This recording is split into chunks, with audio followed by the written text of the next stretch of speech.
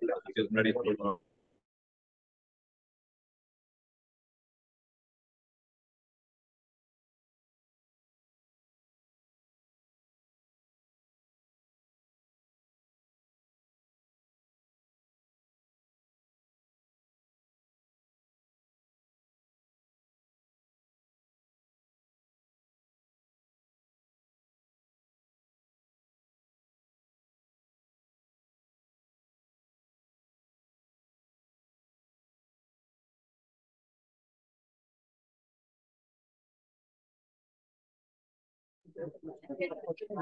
all right.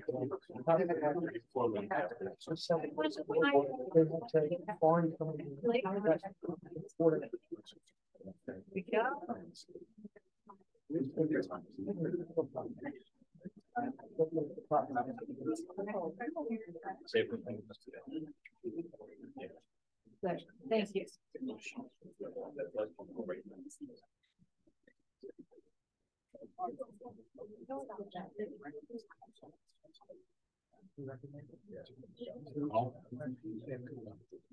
Sal, you let me know when we're good? We're good. We're good. Welcome, everybody. Can we please stand for the pledge? I pledge allegiance to the flag of the United States of America.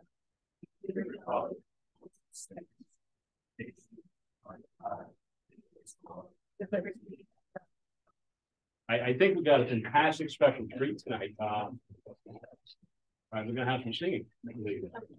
Right, I'm not singing, but I think that they will. Please what?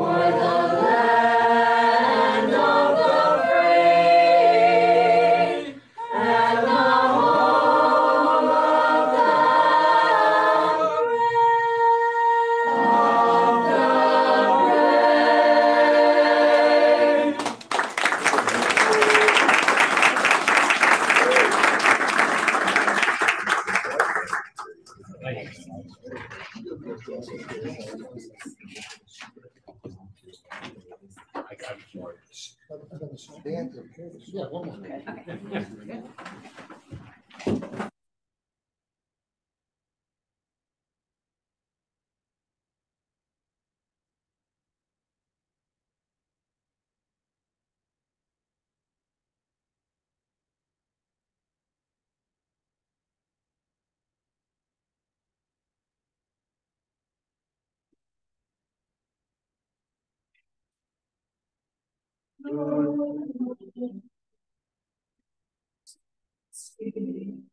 Forgot and never brought to mind.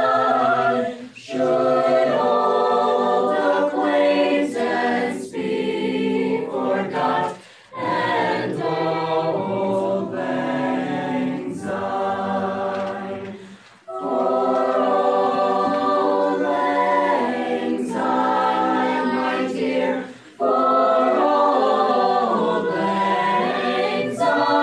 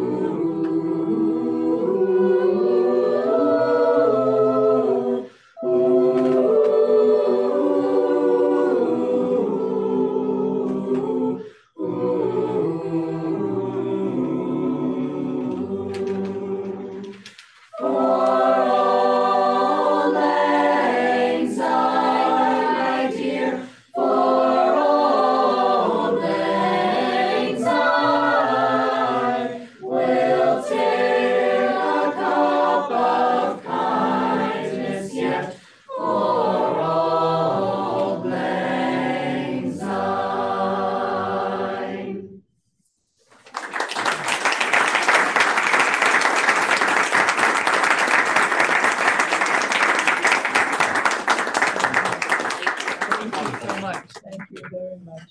Beautiful, absolutely beautiful. Yeah, it's pretty amazing that, not amazing, it's what great talent that is. It's amazing that we have such great kids and such great talent. You know what, it brings us, continues to bring us all together as a community, and my applause to that group of kids. They're absolutely fantastic.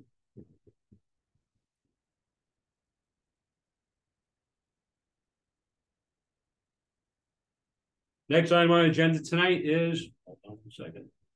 Yeah, I believe it's student recognition. I have it someplace. I'm going to pass this down to one of our newest board members. Huh? Oh, it's making it. Yep.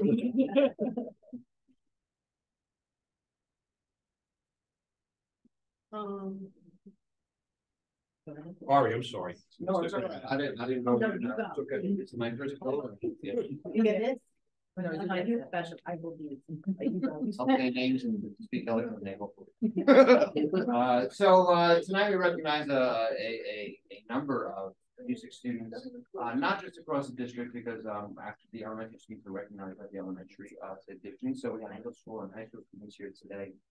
Every spring, the Association of Music Association for New York State holds these solo festivals. And at these solo festivals, people go in with their instruments or as vocalists, and they perform a level of difficulty of solo where they are rated by judges that are trained across the state and actually across the nation. There are national organizations as well. Based on these levels of solo, based on these ratings that these students receive, and based on the recommendations from their school teachers, they are invited to participate in these special, wonderful festivals and musical groups the following year. So tonight, we're here to honor those people. So this is in no particular order, but we'll talk about the festivals as they happen. This one actually happened this past weekend. We had the All-State Ensemble Festival. So once a year in Rochester, about a handful of students from across the state, about 150 per ensemble. So it equates to maybe 1 to 2 people per school, if you really do the math, maybe even less, are invited to an all-state ensemble, whether it be the chorus, the band, or the orchestra. This past weekend, we actually had 4 attendees and 6 people that were invited in total to attend. So quite the number for a size district that we have. And their names are, in no particular order, again, Emily Helbach we have.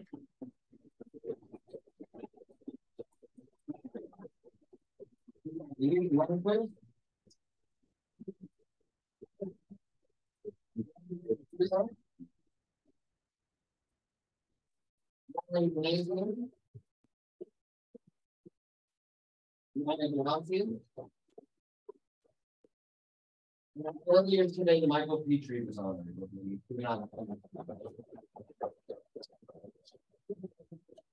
The Sayville Board of Education proudly presents this citation to these students for being selected for the All-State Ensemble. And I'm proud to present this award for your achievement, dedication, in pursuit of artistic excellence.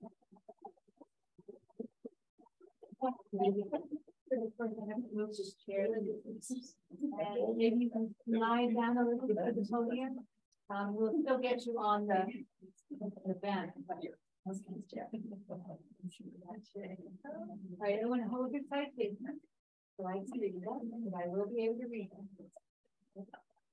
See where we go. I'll go without flash first. Here goes. Nice smile. And now with flash, and then wait for people want to take you. Okay, behind me. That it? Okay, thanks. Congratulations.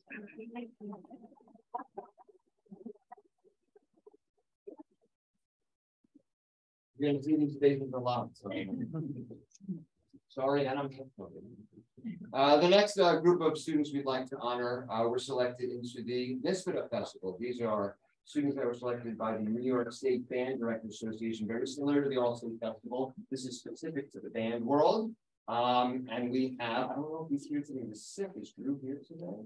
We have Andrew Brossi, he's not here today, he was ill today in school. We have Brandon Mazzullo again. Brandon. We have Catherine Gambasso. My apologies. Shannon, Canopry, and I apologize if I'm pronouncing the name correct.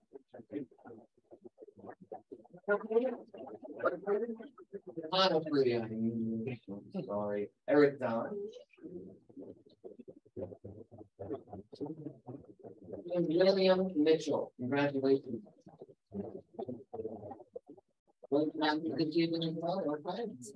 Well, we're missing. The Sayville Board of Education proudly presents this citation to these students for being selected at the New York State Band Directors Association Festival. We are proud to present this award for your achievement and dedication in the pursuit of artistic. Congratulations.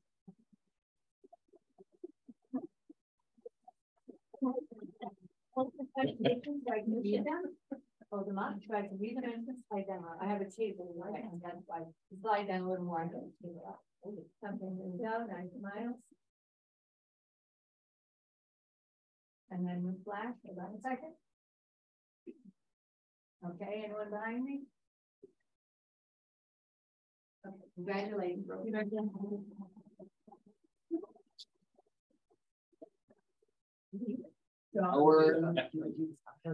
Actually, just make a statement. Normally we do it. Anybody that has not had an opportunity to attend one of their performances, you're missing the time of your life because they are great.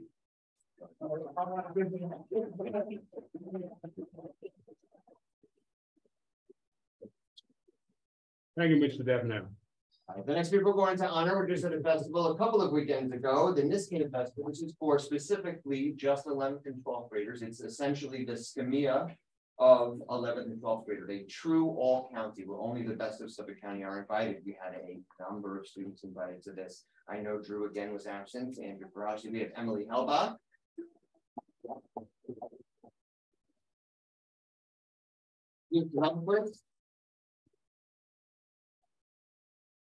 Thank you.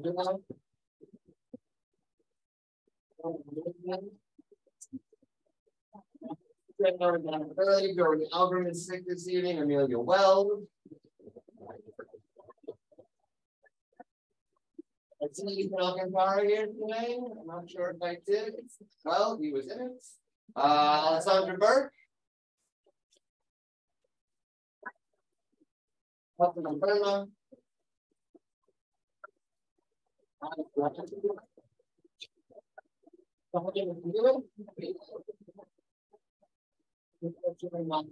Reveals today. So again, here are our all county.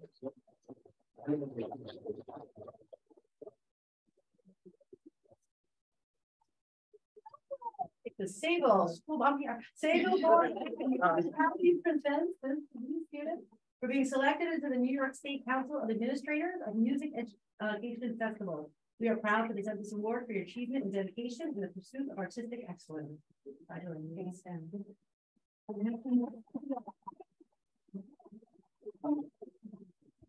No, they should be in front.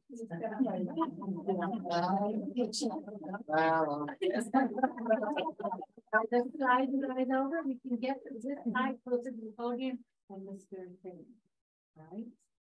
Now, I do need you to hold up the citations, at least not over your faces. Those in the back and hold them up like over the shoulder in front of you. And I can't see you. No, I might step out a little bit. And yes, if you just hold. Okay. All right, don't hide your face though, right? Bring it a little lower. I can't see your mouth. Okay, thank you. All right, here we go. Smile. Let's see how this works. Now without flash, hold on. One more time. The people behind me. Yeah, right.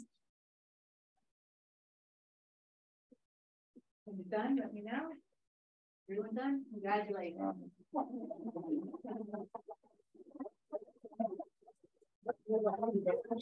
All right, there's more. We have the Long Island String Festival Association, which puts on, again, an all-county performance that is just for string players. This is a very select group of Long Island string players because it is just string players. And these orchestras are not very large, so have the amount of people that we have to again, it's quite a large number. From our high school, we have Riley Lapine.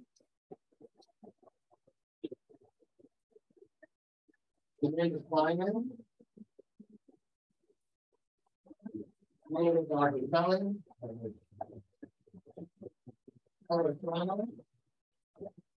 From the middle school, we have Tanya Lykova. Congratulations to you.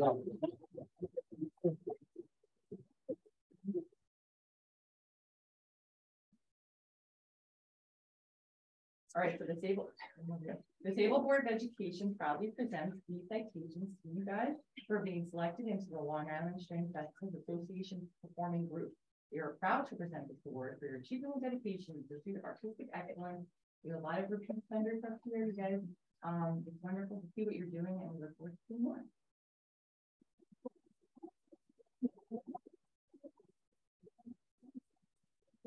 I don't, we can give you a little tighter together. Show me your citations so I can read them. Here we go. Nice smile. No loud flash. Hold on. Okay, and people behind me.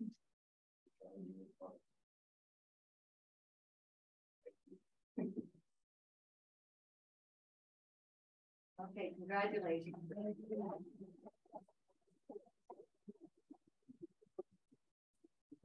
All right. This next one person is very fortunate that we had this one. I shouldn't say anomaly. It's a fantastic problem to have. The Skamia All County Jazz Festival is a very limited group. If you've ever been to a jazz band, there's only one per part. So it's not like one school is getting in one person like a lot of other festivals. So the fact that we even have a person who was able to attend and was able to make the All County Skamia group is phenomenal. In our middle school, Trevor Pistorial.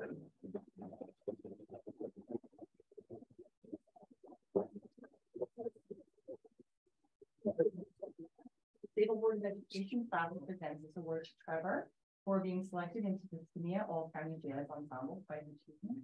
We are proud to present this award for your achievement and dedication and pursuit of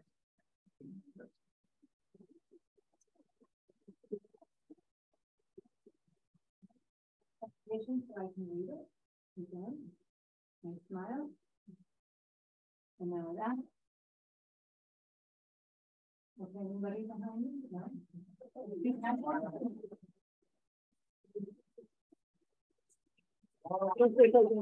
Last but certainly not least, and I'm really glad we got this on the dock. We only found out about this news last week. One of the aspects of being part of the NISMA Association, as we are a state school in New York, is we're part of a larger organization that is the Eastern Seaboard. And they have what is every other year an All Eastern Festival, where only the select out of those states are selected to be in that 150-person band, chorus, or orchestra. We have 3 people that, 2 that are nominated to be in it. One is an alternate who we've actually kind of been told on the lowdown, let's hope. Because from what I hear, All Eastern is one of those that are hard to get to. So we're very hopeful that all 3 will be attending. Luke Lundquist, Emily Helbach, and Lauren Taylor.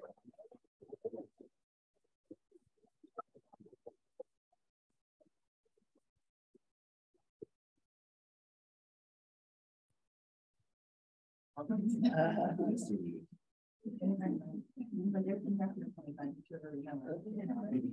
Sayville Board of Education proudly presents these citations for being selected as alternate in the All Eastern Band. We are proud to present this award for your achievement and dedication to artistic excellence.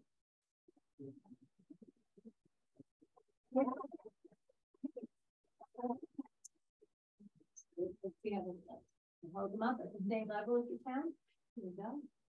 Nice smile. And without splash. Congratulations. Oh, congratulations.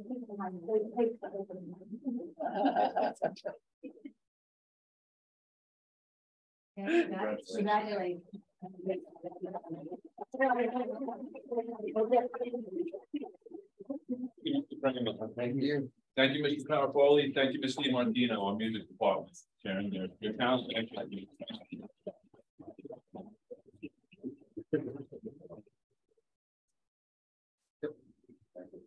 Well, I know that you probably have a lot of practicing to do, singing and homework and stuff. I wish everybody have a great holiday, and I just want a special round of applause for the students who sang and all the recipients tonight. So thank you very much.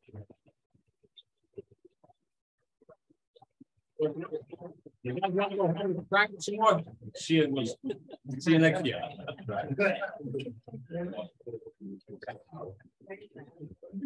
Right, please, enjoy, stay home.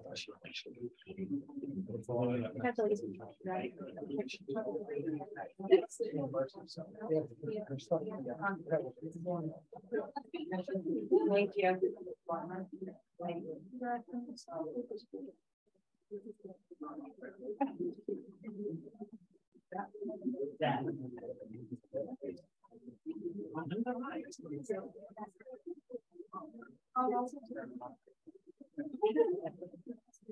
And so,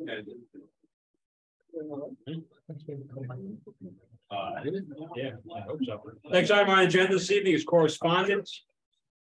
I do have a letter from community member complimenting us on the, I guess we did something with a suitcase.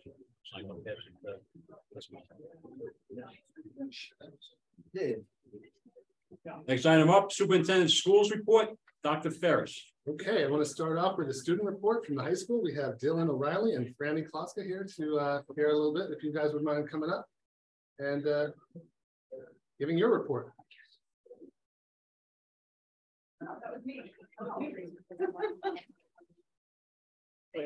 Just right before 2 seconds, we got some more community members in. It was. All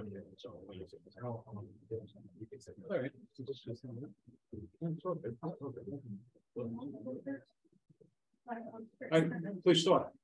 All right. Just introduce yourself if you don't mind. Franny. I just wanted to highlight the tech department and Mr. Coon. All the tech teachers in the basement are a family. And they have classes from 3D printing to architectural drawing, a bunch of in between. All the classes down there are pretty low enrollment because not enough kids know about all they do for us down there. All the classes teach us like real life jobs and skills. Like I'm in architecture right now, and like I'm designing my own house. It doesn't look good, but I'm designing it. Doesn't look good yet. Yeah. From Mr. Caskey and all the guys down there, I got 2 internships. I got a healthcare one through St. Charles and an architecture one through the state. I forget which one, what it was called. It's called East. And that's thanks to Mr. Caskey and architecture teacher, Mr. Cross.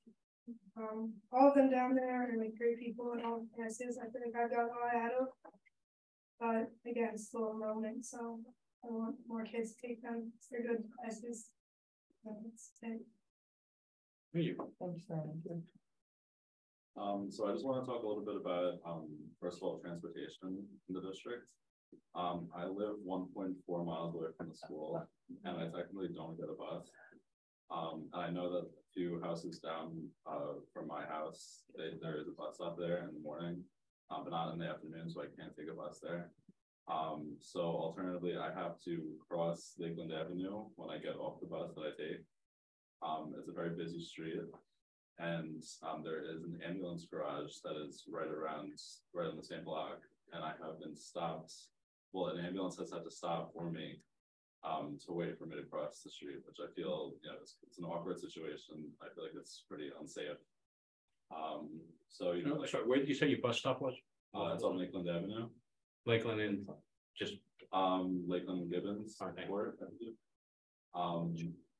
yeah, I just, it would be nice if, there could be more bus stops. And, I have walked home before, and, it's a very long and tiring walk. It's not fun at all. And then another thing I want to talk about was inconsistent grading policies in the high school. There are a few teachers in the high school who are very lenient. They'll let you make up, missing work whenever, throughout the quarter, which is nice, helps my grade. And then there's some other teachers who are the opposite and do not let you make up any work at all. There are some teachers who will stop accepting work before the quarter even ends. I had one teacher who stopped accepting work like on a Monday, and the quarter ended on like a Thursday. And I think, you know, you should be able to turn in work whenever you want. And then on a more positive note, I wanted to just say that I thought there's been a lot of, you know, great events this year. I thought Dr. Ferris, you've been very involved with the students, which I think is, you know, awesome. I see you post a lot on social media, which I like. I think it's cool. At the high school next week, we have Every Child's Dream, which, as you probably know, there's going to be a lot of homeless people, people who are very low income and don't have a lot. We're going to be able to, help them out, which I think is awesome. Yeah, that's it. Thank you. Hey, thank you.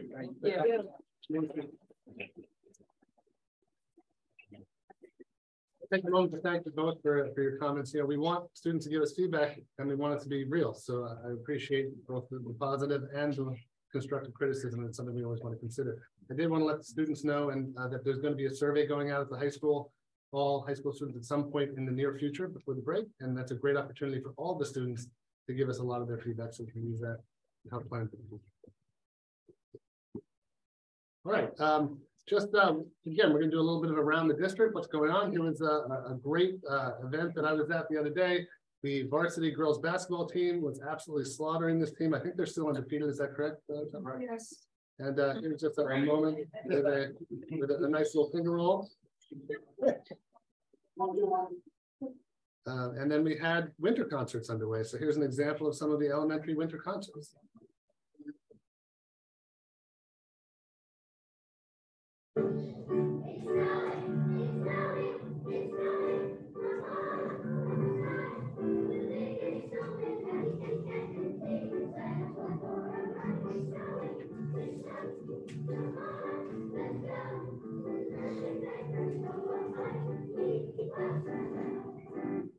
So there's just another example of students that's what they start as, and then you see them by the time they leave us looking like the students you saw singing to us earlier tonight. So it's a really great progression, but I've loved getting to the different elementary schools, watching the winter concerts at Lincoln, at Sunrise, and soon to be Cherry. And then we'll have the middle school and the high school coming up in the next couple of weeks. Also want to just thank the staff of the middle school and Dr. Castoro for a fantastic Frost Valley trip. They had a great couple of days with their students. There's a shot just of the students in the lobby area, I guess, of the commons. And the kids are outside, they're hiking, they're doing great activities. It's a great bonding experience for the teachers and the staff. Having been part of these trips in the past, I think one of the things that's unique about this trip for us is the number of high school teachers who also go. And one of the reasons that I was told by those high school teachers that why they go is because they love to get to know the kids before they get to high school, so that when they come up to high school, like, hey, we shared a bunk, or we were by the fire together, or we had a hot chocolate together, and they just have this common link. And I think that's really special because as kids transition to high school, having familiar faces is a really important transition strategy, and I think it helps with feeling that you're known in the high school setting. And you're going to see some stats from our surveys from parents that shows the relationships of our staff and our students is absolutely off the hook, and that's a big part of it that's unique to Sayville. We're back up underway with a lot of our programs at the high school. Prior to COVID happening, these things were kind of closed down. Now they're opened up. We had the virtual enterprise group getting underway. We had the senior breakfast at the high school, which was absolutely phenomenal. I love getting to watch the students, interact with their teachers and celebrate their kind of year together and the different accolades for them. We had a great activity with Jared Campbell Assemblies and Family Connect Night. Not only did he visit all the elementary schools and do songs that were kind of inspirational and connected to our themes of self-esteem and growth and development, but he also did a concert that was packed at the middle school. I think over 600 students. The whole middle school auditorium was full. Yeah, with students singing along, and it was just a really great event. I was at the AP Capstone class the other day, and I was talking to the students. We were working on focus groups and practicing focus groups. And so we practiced with them because they're going to be doing the focus groups for the students at the high school.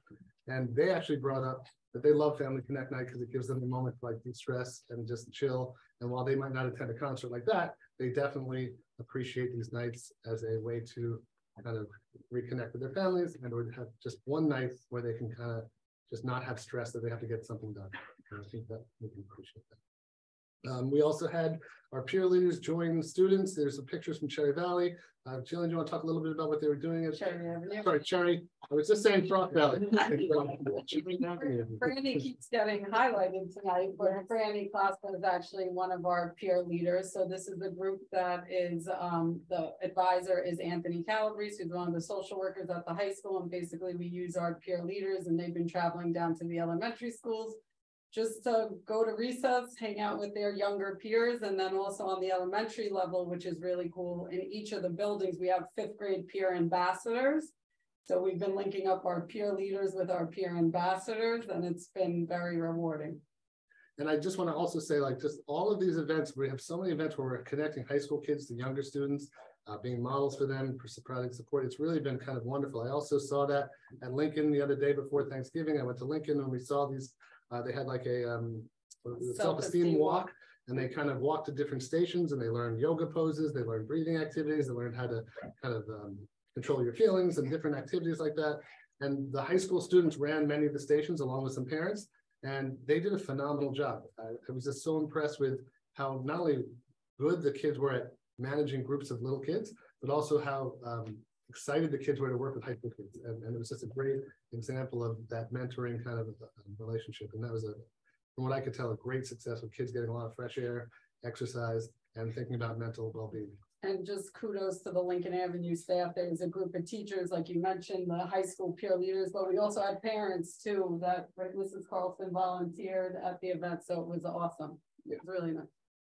We also had an opportunity to recognize those athletes that were kind of early signers to college. And that was a great afternoon in the high school library run by Dr. Cox, who did a fantastic job highlighting these great students who have offers from colleges.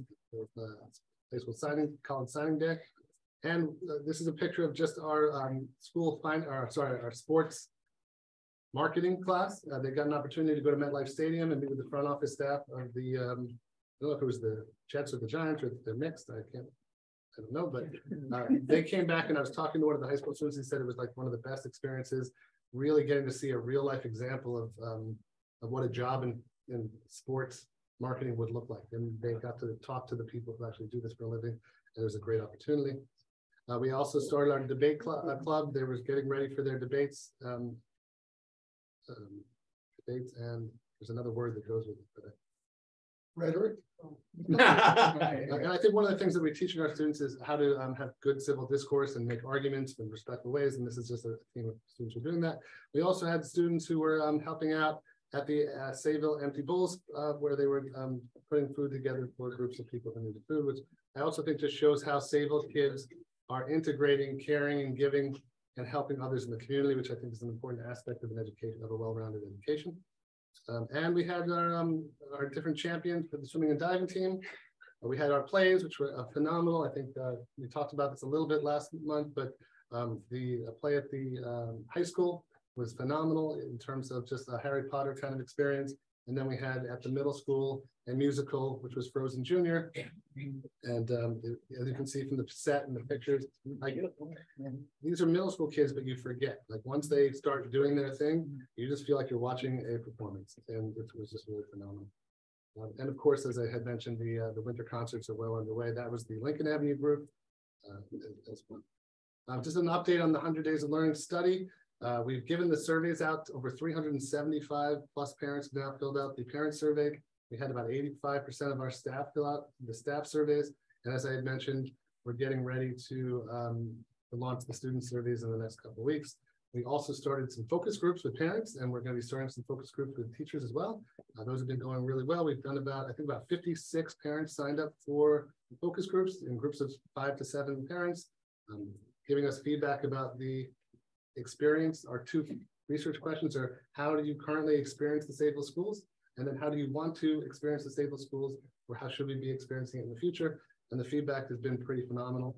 And we're going to take all that data and information, bring it together, and then use that to help create a 5-year strategic plan with the Board of Education. I'm just going to show a couple of examples of the parent survey. So again, 387 responses right now, but this is kind of amazing. And I want to kind of highlight what this is. So there'd be a statement like, my child feels cared for by our staff. And of the 375 parents plus who answered this question, 70.4% said agree, and 22.6% said someone agree. So you basically have about 93% of our parents saying that our teachers care about their students. And that is a remarkable number. I think if you did that same question in districts all over the county or the country, you probably wouldn't see a number that high. And I just want to say that that speaks to the level of caring and support that our teachers provide to our students. And the idea that here we have 5% somewhat disagree and 1.3% disagree with that. That's important, and we want to find out why, and we want to help those people feel cared for. But the fact that that number is so low is superior in terms of if you gave that question to districts across the county.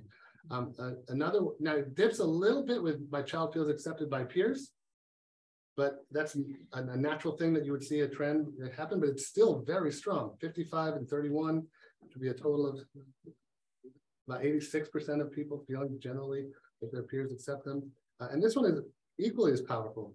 My child feels supported as a learner academically, 61 and 33. So look how many people feel supported as learners. So I know that there are certainly people who don't feel that way, and we want to kind of address that, but this is a phenomenal number, and it's a credit to our teaching staff. And we just must take a moment and celebrate them and the work that they do. It's really absolutely off the charts. It doesn't mean we have nothing to work on. There's plenty of feedback, and when we get down here, you'll see that there are lots of comments, right? And it goes on for hundreds, and, you know, but it's all in there. And then we have more comments, and we have comments about what do we do great, and we have comments about what do we need to work on or improve. So we have a lot of stuff here. This is great data, and it's directly from our parents. And then you can see similarly, our teachers have 169 responses, which is a large percentage of our teaching staff. We did a separate one for our other staff members, so there's about 90 responses from that one. And again, I feel respected by my colleagues. Teachers here feel very respected by their colleagues. And trying to zoom in here. And I feel professionally supported by my building administrators. This is really high. And that's just a kudos to our building administration. I want to thank our principals because they really set a tone in the buildings. And you would never see numbers like this if teachers didn't feel supported. So I think it just speaks to how really supportive our teachers are of our kids and how supportive our administrative team is of our teachers. And I think that's really wonderful. And I can go into detail. We're going to go into detail with the board. This gets broken down. So when we hit the Excel button, we take all this data and then we have to categorize it, rank it, sort it. And then you're going to get a report with average scores for overall by building.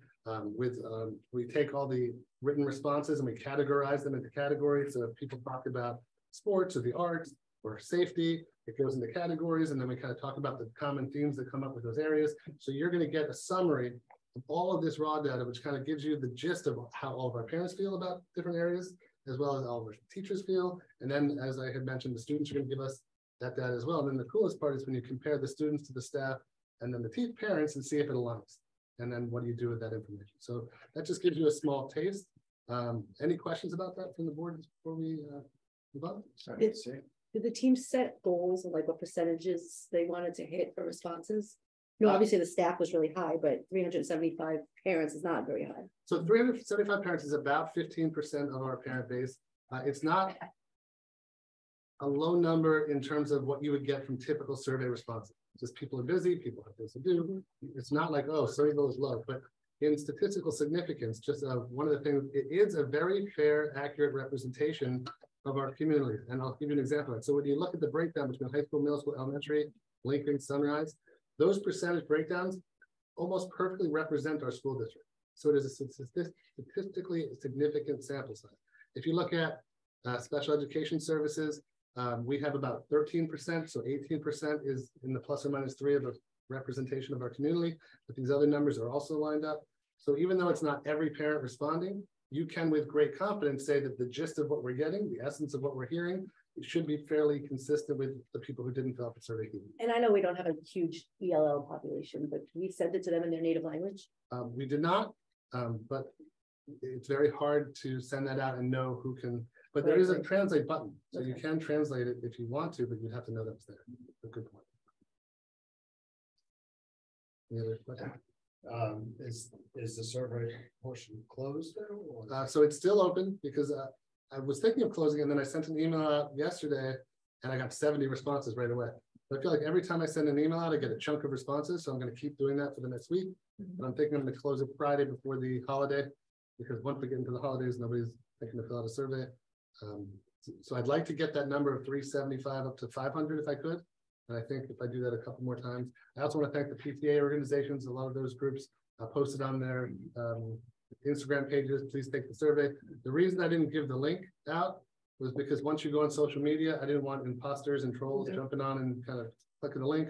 So only parents have the link right now, and we're kind of happy with that outcome. Okay.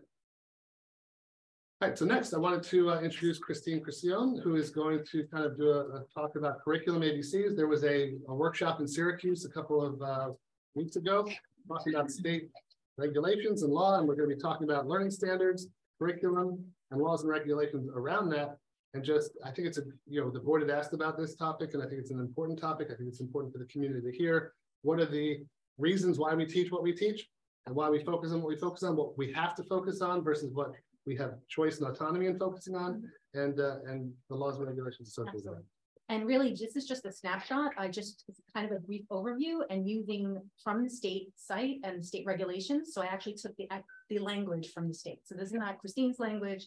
This is not Sayville's language. This is the language from the state. So all the rules and requirements, 3 main areas: learning standards, curriculum, laws and regulations. What I like to tell the board is I'm going to give you some of the definitions that are out there. We're going to talk about some frequently asked questions. I'm just going to ask you to wait for your questions because they may get answered in my FAQs. And if not, you can wait till after that if you don't want. So Dr. Veras, if you just pop in. So I'm just going to give you some definitions of learning standards, of curriculum development, curriculum materials, and instruction, because I think people use words interchangeably. So I'd like it just to be clear what each specific thing is. So the first one we have is learning standards. And so the learning standards are the level of knowledge, skills, and understandings that individuals can and do habitually demonstrate over time as a consequence of instruction and experience. So really, they are learning goals for specific subject areas, grade levels that are adopted by the New York State Board of Regents. One example includes New York State, the next generation English language arts and math learning standards that have come out in the last couple of years. We have the new New York State science learning standards. The art standards have come out. We have world language standards that have come out. They come out in the main focus areas of certain curriculum areas. So that's going to be our next piece, which is the curriculum areas. And just to clarify, those are also associated with the state tests, Correct. as well as the Regents exams that were put in place. They try to make those Regents exams aligned with those standards. Right. And what you're going to see is that we are required as a district to align our curriculum with the learning standards. We have to prove that our students have met and addressed those learning standards by the time they graduate high school. So we're going to talk about that in a minute. Curriculum is a sequence of learning experience taught in a course at grade level that provides students an opportunity to achieve the corresponding learning standards. So the curriculum addresses the learning standards that we're required to meet, okay? It's often divided into units and lessons and includes an outline of the content, concepts, and skills that will be taught and the sequence in which they'll be taught. So really, curriculum is everything we teach to the students, but it has to address the standards that have been prescribed by the state. So a question someone might ask is, can our teachers design with our administrators the curriculum in any way they want? They could, however, it has to address the New York State learning standards. So we can design the units of study as long as they align. Correct. Curriculum development. So it's a multi-step process for creating and improving curricular offerings and instructional activities and practices to increase student engagement in the learning process and improve student achievement. So that's the piece that staff work on. They develop the curriculum to address those pieces. What are curriculum materials? Those are the educational resources that we use to support instruction and learning and teach the curriculum so students may have the opportunity to achieve the learning standards. So that's a variety of things, whether it's textbooks, books, computers, all the materials that we use to address the curriculum and to address the learning standards. What is instruction? The instruction is the approaches and strategies that teachers use, such as small group instruction, cooperative learning, incorporating technology. So that's what the educators choose to teach the curriculum and the content of the standards based on the needs of the students. So that's really where the teachers tweak everything for themselves to be able to meet the needs of the students individually. And they do a variety of activities, a variety of strategies. That's the instruction going on in the classroom. So one teacher could choose to dress up like George Washington and do a simulation of the crossing of the Potomac, and And a teacher could do Indiana Jones, which I saw today. Right. He could not. Yeah. I saw teachers So teaching that's the Indiana Jones. that's where we talk about like the academic freedom of a teacher to kind of think about their approach and how they address this. Correct. So what are some of the legal obligations? And I'm sorry that it looks a little small, but I'm just going to take one at a time. I wanted to fit it all in, so you got it. So we have a state constitution, and the state constitution says that the state is required to provide an education that will, quote, prepare them to function productively as civic participants capable of voting or serving on a jury and to obtain competitive employment. So that's the umbrella with the state constitution. Our state laws and regulations state that school boards have the authority to prescribe the course of study in their school districts. Instruction is required in certain areas, okay? So we're going to get into what those areas are required. The regents in the New York State Education Department have the authority to establish educational policy by adopting rules and regulations within the limitations of state law. So the State Education Department and regents come up with policies, and we are required to follow them. So when the Board of the Regents and the State Ed Department have adopted learning standards and required that school curriculum is aligned to those standards. So when I mentioned that before, that's why we have to have the curriculum follow those learning standards, because it's required of us by the regents and by the State Ed Department. So it's a couple of different things going on. And school districts may not receive state aid unless they maintain an approved course of study that conforms with education law, the commissioner's regulations, and the rules of the Board of Regents. So if we're out of compliance, they will withhold state aid from us as far as meeting those learning standards. Not about the specific curriculum we use, but the actual meeting of the standards, that we have a program of study and we have to send it to the state that it's reaching those standards. So some frequently asked questions that we've gotten. Is there a state mandated curriculum in New York? No, there isn't. There's a general curriculum in certain areas, and we must provide instruction in certain areas, such as English language arts, math, science, technology. And I don't mean instructional technology. I mean technology like used to be woodshop technology, right? Social studies, world languages, the arts, health, physical education, and family and consumer sciences, career development and occupational studies, and bilingual and English as a new language for students that have the need. So those are the requirements from the state that we have to provide instruction. And I just want to add that the requirements are different depending on the type. So math, science, social, and English are required annual amounts through high school, whereas like health might be a certain, like a year or a unit and a half, you know, overall. So even though they're all required, the amount required is different depending on the subject. Right. And the standards are different based on the grade level. So you'll have health standards K through 12, but they're very different at each age level, and it's developmentally appropriate. All right, so this is a big one. Are there any specific topics that New York schools must address in their curriculum? Because we got a lot of, well, do you have to be teaching that, or you do not have to be teaching that? And so yes, there are areas, and you'd be surprised perhaps at what things are required to be addressed for all students and at certain grade levels. So just because these have to be addressed doesn't mean it's happening in kindergarten or pre-K or at the elementary schools. It's really based on an age level and what the state has said we're required to teach it at that age level. So some of the things we are required to teach: mental health and its relation to physical health, to promote health, well-being, and human dignity. We're required to teach patriotism, civic education and values, including our shared history of diversity and the role of religious tolerance in this country, as well as human rights issues. Civility, citizenship, and values, including instruction that supports the development of a school environment free of harassment, bullying, and discrimination. Respect for the American flag, its display and use. Internet safety, safety drills on school buses, child abduction prevention, prevention of child sexual exploitation and abuse, drug, alcohol, and tobacco misuse and abuse, prevention and detection of certain cancers, parenting skills, highway safety and traffic regulation, fire drills, fire and arson prevention, injury prevention, life safety, humane treatment and protection of animals and birds, and conservation of natural resources. So these are things we absolutely have to teach as a school district. Is that a finite list, or is it? That is the list. List. In addition to the learning standards, these are things we absolutely have to teach. We're required. It's literally, and there are actual education laws where these things are listed in. You might say, what?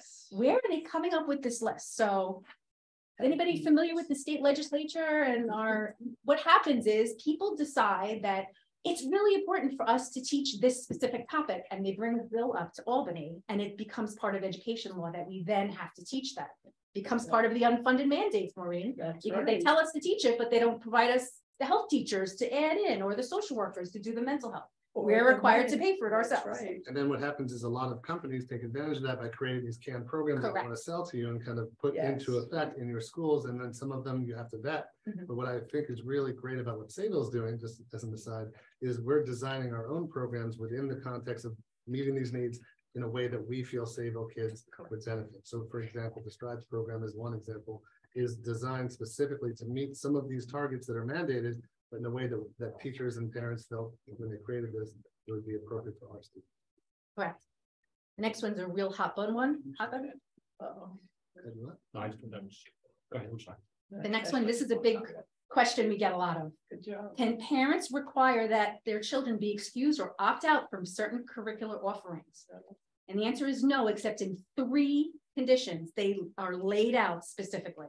These are the 3 areas, only areas a parent can opt their child out. You can be excused from the study of health and hygiene that conflicts with the religion of a student's parents, and they have to prove that it conflicts with their religion.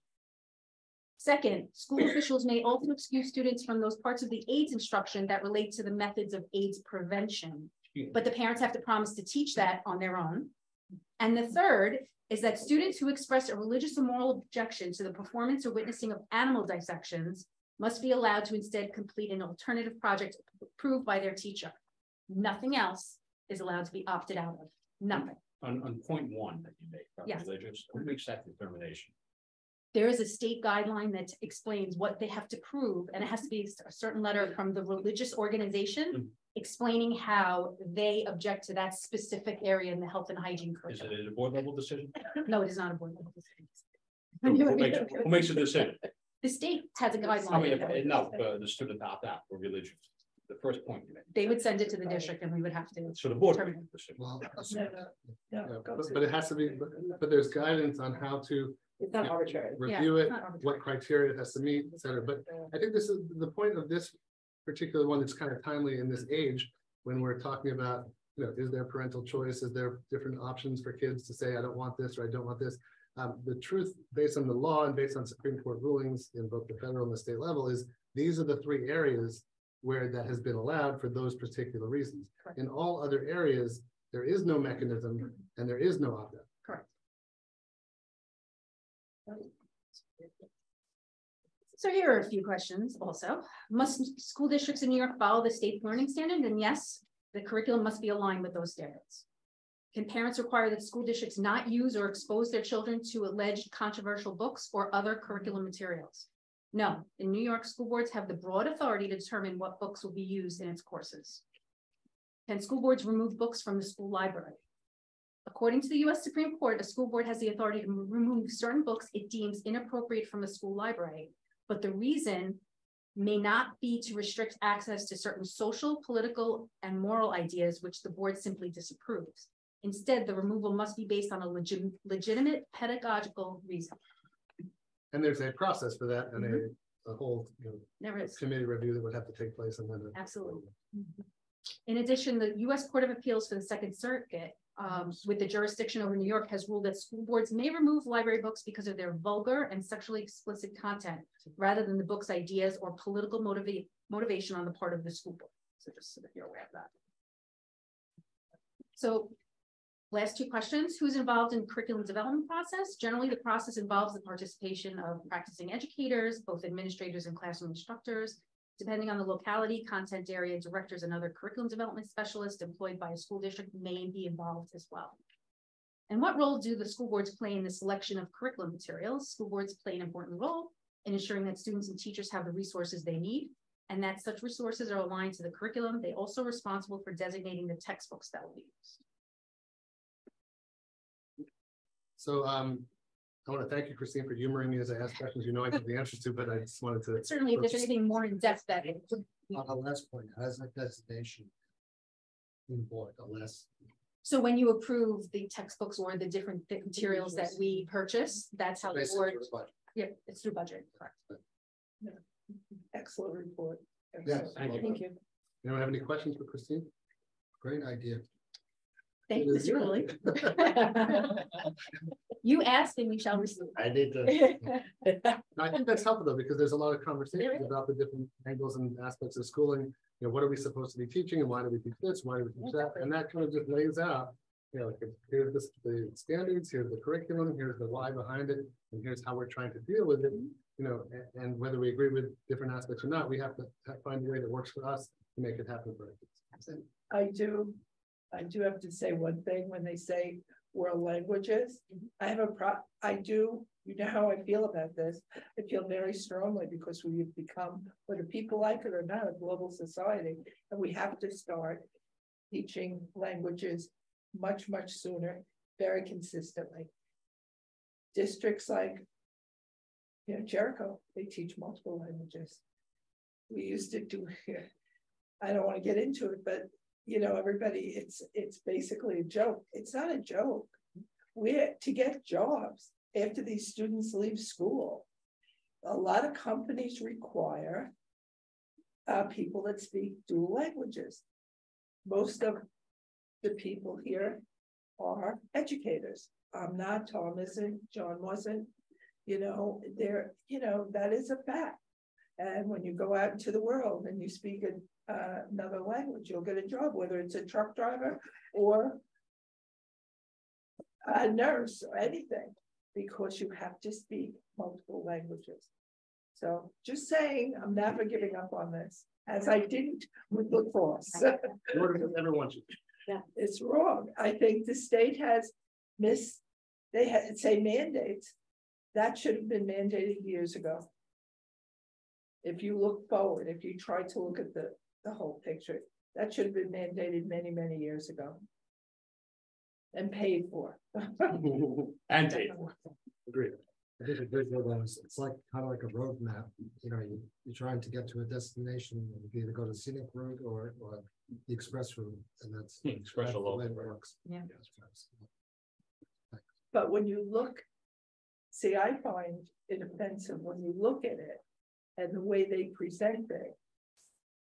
And I'll use languages, but there's a couple of other things. You would think that New York State provides all of this, which they only provide part of it, and they don't pay for it. But the expectations that non-English language learners have become efficient by the. Of non-English. But there's also both ways. That's different. When someone comes in only speaking a certain language, we have ESL teachers that will help us. Right, I understand. A lot of schools But it's, my point is, we see to take funding for it. Yes. So it should go the opposite way. There are many schools that have bilingual. Patchogue Medford, there are other schools that have bilingual programs that they have both English and Spanish or whatever language in the same grade. If we want our students to be successful after they get out of high school, no matter what they want to do, we should be providing a dual language program. That's all. Now you have my speech again for the 15th time. You'll hear it next month. You know, it's really unfortunate that they don't do this. All right, our next report is going to be from Dr. Cox about the middle school baseball team. Sam is also going to do a report about the healthcare rates that came out. And so I think, even though it sounds like, well, what does baseball have to do with healthcare? I just want to give kind of a preamble to the healthcare issue. Then we're going to do baseball, and then we're going to do some report, because I think it's important to note that as a result of the rates increasing, and Sam will get into more details on this, we have an increase of cost of about $364,000 to our budget for this year that was unanticipated. Sam did a very good job of anticipating a 10% increase in healthcare costs, which is still 2% more than it was last year and about 8% more than it was the year before. But this year, the rates have been 12.5% for the individual coverage and almost 14-something% for the family coverage. And that kicks in January, and that affects our teachers as well as our budget. And I just want you to be cognizant of that as we're making financial decisions moving forward. So, Dr. Cox. All right, thank you. Thanks for having me again. I've been asked to present some information regarding a second baseball team. This has been a topic of discussion lately. And I'm going to provide just a couple of brief points of interest or points of reference for you to consider. Next slide. So Advantages. Obviously, we know what the advantages are. We're proponents of providing opportunities for kids. Always. We always want to provide opportunities for as many students as possible. And obviously, this would also develop the baseball program in a positive way. Some of the limitations that I think need to be considered.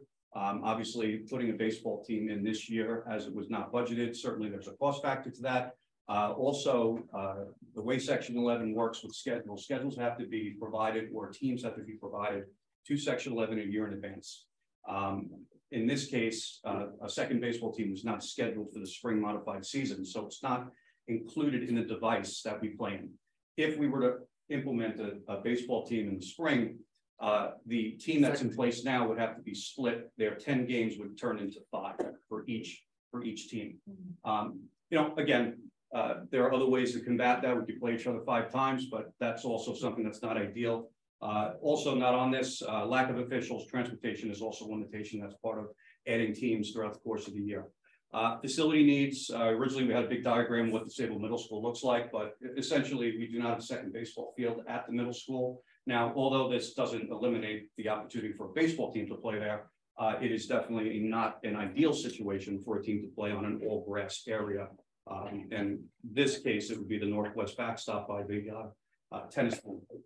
But one of the limitations I think need to be considered is the equity piece. You know, if we do an additional team for one sport and not another, it's something I think we should consider. I have received inquiries, just so the board knows, from the fall season regarding football, second team for football, a second team for girls soccer, and also our golf program.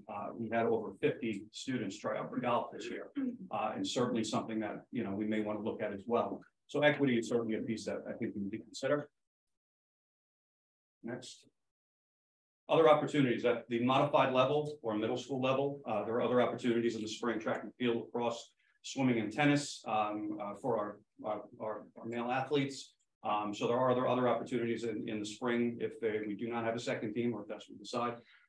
And then obviously further discussion I think is necessary. And Dr. Ferris, if you move on to the next button, certainly something that I'm looking into is a robust intramural program. And I think Dr. Ferris had mentioned this recently, is taking a hard look at are we able to, or what would be the cost factor to add 2 teams for our middle schools across the board. Certainly we're working on that as well, and I can have a report down the road, but certainly those are 2 areas I feel would offset some of the maybe not adding a second team, but further discussion is warranted in that regard. And I want to just add, there's nothing that Dr. Cox or I, or even Dr. Pastora would really want more than to have every kid who wants to play a sport be able to be on the team. It would be wonderful, and we believe that should be like an amazing thing. But we do have to consider that if we do that for baseball, and then not the other teams who have already requested, it could become this inequity, so to speak, in addition to the other factors that Dr. Cox mentioned. This slide just kind of shows you an approximate cost of what a second team costs. Stipends, obviously, this is from the 2022-23 contracted rates. Your stipend for our baseball coach at the middle school level is around $5,012. That will go up next year. Uniforms, it's a lot. Baseball uniforms are expensive. Supplies, baseballs are $60 a dozen. So certainly the supplies cost would also play a factor. Transportation is $2,300. Section 11 dues, our minimum cost is $300 per modified team, $945 for officials for 5 games, and a total of approximately $19,557 for a second team. So you can see how costs add up bringing the second team to the table. But certainly, again, I want to reiterate that we want to see students participate. We want to provide as many opportunities as possible. But I just wanted to, when I was asked to share this information with you tonight. Yeah, I think our goal is to provide facts and then let you ask questions and then talk about it amongst yourselves about the uniforms. That's a 1 year. For 1 year, obviously. It's a 1 year cost. Yeah. Uniforms usually will last, depending on the wear and tear on for our kids. Usually 3 to 5 years. Uniforms will last. How do you handle the, I guess, the allocation of skill level between students, on 2 teams? Well, there's different philosophies. So Section 11 right now is actually in the process of discussing. Actually, if you have 2 teams, and a survey is going out very soon to all the athletic directors in regards to philosophically, do we want to break up teams into 2 equal teams, or do we want to look into the avenue of having, as long as there are enough teams to participate against, a 7th grade team and an 8th grade team? And we had that in the past. We had it years ago. But they're starting to discuss that more with the winter seasons because a lot of our schools, including Sayville, have 2 teams in the winter because the lack of opportunity. In the winter seasons, we only have 3 opportunities per season that students participate in. Early winter, we have boys basketball, girls volleyball, and cheer. And in the late winter season, we have wrestling, boys volleyball, and girls basketball. So it's 3 opportunities in Sayville. Kudos to you for putting together 2 teams in the winter, provide massive opportunities for our kids. But down the road, I do see that moving towards a 7th and an 8th, as long as there are enough teams to play in that device. And when I say device, I mean that schedule that we have. Okay, but then you may be playing against another district that has the combined. No, you would specifically play, if you had a 7th grade team, you would play against a 7th grade team in another district. The only way that section would do that, section 11, is if there are enough teams to create a schedule so that 7th graders are playing against 7th and 8th are playing against 8th. So is there that potential now? I think there is potential. We have not received the survey results back yet as far as what that'll look like, but that's coming down the road. And it's been discussed by the modified committee, which is the middle school committee at section 11. That's something that they are leaning more towards now. I was more concerned. Which I think is a good thing. I think developmentally, I think that. Well, I was concerned of it being like A team, B team, and that. I mean, personally, I'm not a believer. Yeah. Dr. Cox, from a logistical perspective, I know there's a bus shortage. Is there any discussion or any hope in the near future that that's going to clear up, or is that, you know? I wish I had better news. Okay, got you. I wish I had better news. Unfortunately, after COVID, we just have a shortage of bus drivers. We have a shortage of officials. Just to give you an idea, in a 10-game season for baseball, 2 games may get rained out. We may play 8. 5 of those games may actually have umpires. And that's the reality that we're living with in sports now, is that especially at the modified level, unfortunately, they try to cover the varsity and make their way down. 2 years ago, we had our own coaches umpiring games. I mean, it was that. But to answer your question about transportation, I wish I had better news. A lot of our games are now scheduled at 5 o'clock because we can't get buses until they have to do their runs. So it's been a challenge, and the parents know that. Dr. Cox, I have a question. From a fundraising mom here, what about the possibility of like booster club fundraising for this beautiful anything for anything? Yeah, I mean, certainly that's something that the board would like to discuss. That's completely, and Dr. Burgess, as far as cost is concerned, I mean, it's a variable, it's a factor that we have to consider putting a second team in, but I think the limitation that we need to, really consider is the equity piece across the board. Just to give you an example, last year we had 32, I did a little, investigation. We had 32 lacrosse players on our boys lacrosse team in the middle school level. And certainly you can split that into 2 teams of 16 and have 2 teams there where kids play more. You wouldn't play the 5 period, but you would be able to play, those students be able to play more. So I think equity is a piece that would be more of a consideration than cost, but I'm not the business person, sorry, Sam, but. So those parents came last week to speak about, last month to speak about this. Basically they were saying that, I guess when they come from either the 5th or 6th grade, there winds up being a bottleneck because there's only 1 team with so many more players. If we add a team in middle school, where's the bottleneck moved to 9th grade? Like at some point, there's going to be too many kids to pack. So so you would provide an opportunity for, let's just say if you had 2 teams, you provide an opportunity for 40 student athletes to participate in baseball, which is great. When they move on to JV, even our JV and varsities are not taking 20 on each team. In middle school, we tend to take more students than at the varsity JV level.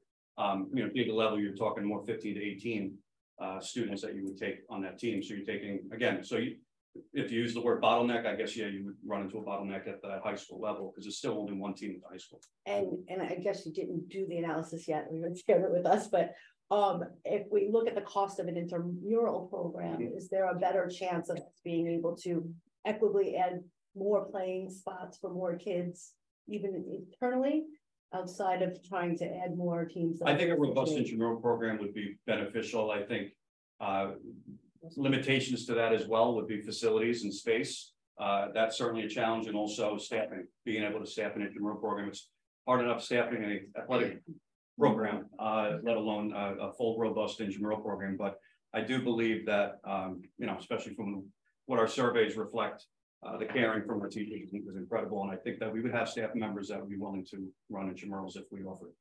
And if you were to go ahead with this extra team on the girls' side, what would be? Well, it's a consideration. Yeah. And when I mean equity. No, I'm saying what would be the sport that would be? Well, the only comparable sport to baseball would be softball. Yeah. Right. Now, right now, the numbers don't. Double this cost. It would double this cost. Oh, it would be, this is an approximate cost, but yeah, it would be approximate. I did rough numbers on 2 teams and I'm not there yet and finalized with that, but certainly I could provide that in the future. And soccer, I mean, it is amazing. We have such a small town and so many kids participate. It's amazing. It is really very surprising. And we did some rough math the other day just on seniors because we're looking to do some end of the year events and yeah, I mean it's about 45%. Yeah, it is right, Franny? Yeah, it is amazing. Another question is like our enrollments have steadily gone down. Is there more of an interest to play overall, or is it? Or we've always had this issue. From what I've seen in the 4 months that I've been back, I have to say that I am super impressed by the number of students that were participated in our camps in the summer. The numbers were incredible. And obviously our numbers now leading into our athletic program. I don't see Sayville declining or not having enough to fill teams. I don't see that happening. Depending on the sport and obviously the program and how it develops, but I also think that it's a consideration is when you do put a second team in, is it sustainable over time? Because we have certain situations where last year we had 37 football players on our middle school football team, and this year we had 62. It's almost double the team. But certain years we may have more than others, but in my professional opinion, I don't see us ever running into an issue where we're not going to be able to field teams. And yes, we are going down, but I don't see that. Going up. Yeah. Interest is there. Yeah. And we're promoting, The golf team that made the request as well for a second team, was that boys, girls, or is it a combination? It was a boys team in the fall, girls are in the spring, so we haven't gotten there yet. But certainly it was, I was very impressed by the number, and the coaches did a wonderful job keeping a practice squad in addition to a squad that participated in matches. And we discussed briefly about a possible intramural program as well with golf, and I thought that might be a good idea in the fall. Something we could do in the future. One thing at a time. And this is just information purposes. Thank you. Thank you very much. Thank you very much. Thank you. Thank you. Any other discussion about baseball we'd like to have? All right, Sam. All right. Second. So as I mentioned, Sam is going to provide a report, some basic overview. Good news. Which study? Well, there's some good news and there's some troubling news. I wouldn't say bad news. I don't want to frame it as a bad thing. It's a thing that we have to deal with, which was the rates that we talked about in terms of healthcare. But Sam's going to talk about the expenditures as well as the revenue that comes in and how that's looking as we get ready for budget seasons. And then we're going to go to an overview of the student enrollment report, which has also other news. The first thing has been on the screen, but you can have a copy of as well. Coming. Yep.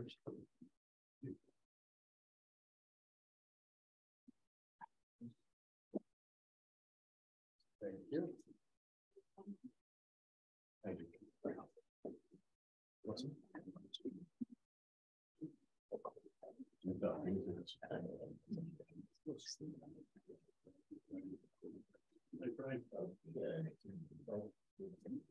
Good evening and thank you. So this is a relatively condensed PowerPoint illustrating some of the factors that are facing us as we are developing the 2023-24 budget. I want to preface that some of the factors that are included here are a Sayville thing, but most of the factors in here are a nationwide or statewide thing, and I'll explain in detail what's what. So on the first part of the screen, on the left hand, you'll see the expense side, considerations, factors, stressors, if you will, and on the right hand side, the revenues, because in developing any budget, your expenses have to match your revenue. So the first expense consideration is something that is probably, the top concern and has been the top concern for the past year, which is inflation. And inflation was trending the most recent report at 6%. Now for the month ending October, for the New York, New Jersey City CPI, which is the number that we use. It is a little bit lower than what was reported earlier in the year, but it is still dramatically higher than what we're used to in general, especially when we're talking about numbers of a 2% cap or 1.5%, et cetera. This is an alarming number. Trickle down to show what in that basket of goods, because that is how CPI is determined. What are some of the main components? Food prices obviously are very high for the month ending October. For our region, it's up nearly 9%. And energy prices are up nearly 15% thus far for the first 10 months of the year. And that obviously has not just an effect on next year's budget planning, but also on this year's budget and budget expenses, because obviously what we put into the budget has to be revisited because, for example, a therm, which is 1 unit of energy, last year, this time we were paying 29 cents a therm, and last month we were paying $1.09. So that's almost up fourfold. I wish I can sit here and say that my crystal ball says in the next few months it'll be better, but I can't reasonably say that. The cost of goods and services subsequently are higher because in terms of production, transportation, distribution, which come from energy prices, they do trickle down to any goods and services that are purchased. Again, not just for the current school year, but also as we project for next year. Going into some of the specifics related to a school district or a municipality are annual contractual obligations, which include contractual salaries, healthcare, retirement costs, any sort of debt service, et cetera. In that, I'm going to discuss on the next slide the main component that has been gobbling up most of my attention the last 2 weeks, which is NYSHIP, our health insurance plan, and the projected cost increase for the 2023 calendar year. Before I get to that, the right-hand side, the revenue streams that come into the district, and just to go through a brief explanation. One of our main components outside of tax revenue is state aid. It makes up about 30% of the budget or so. Sayville, many years ago, was known as a hold harmless district. We're in that little quandary in which we're not one of those districts that received those huge state aid repayments of sort last year. Those were technically built in over the course of the last 10 or 12 years. So we're not really anticipating, and we will not be getting some of the increases that some of the districts our residents may work in or you may hear about. That's unfortunately the position of Sayville that's been deemed by the state. The tax-based growth factor, that is a bit of a glimmer of hope.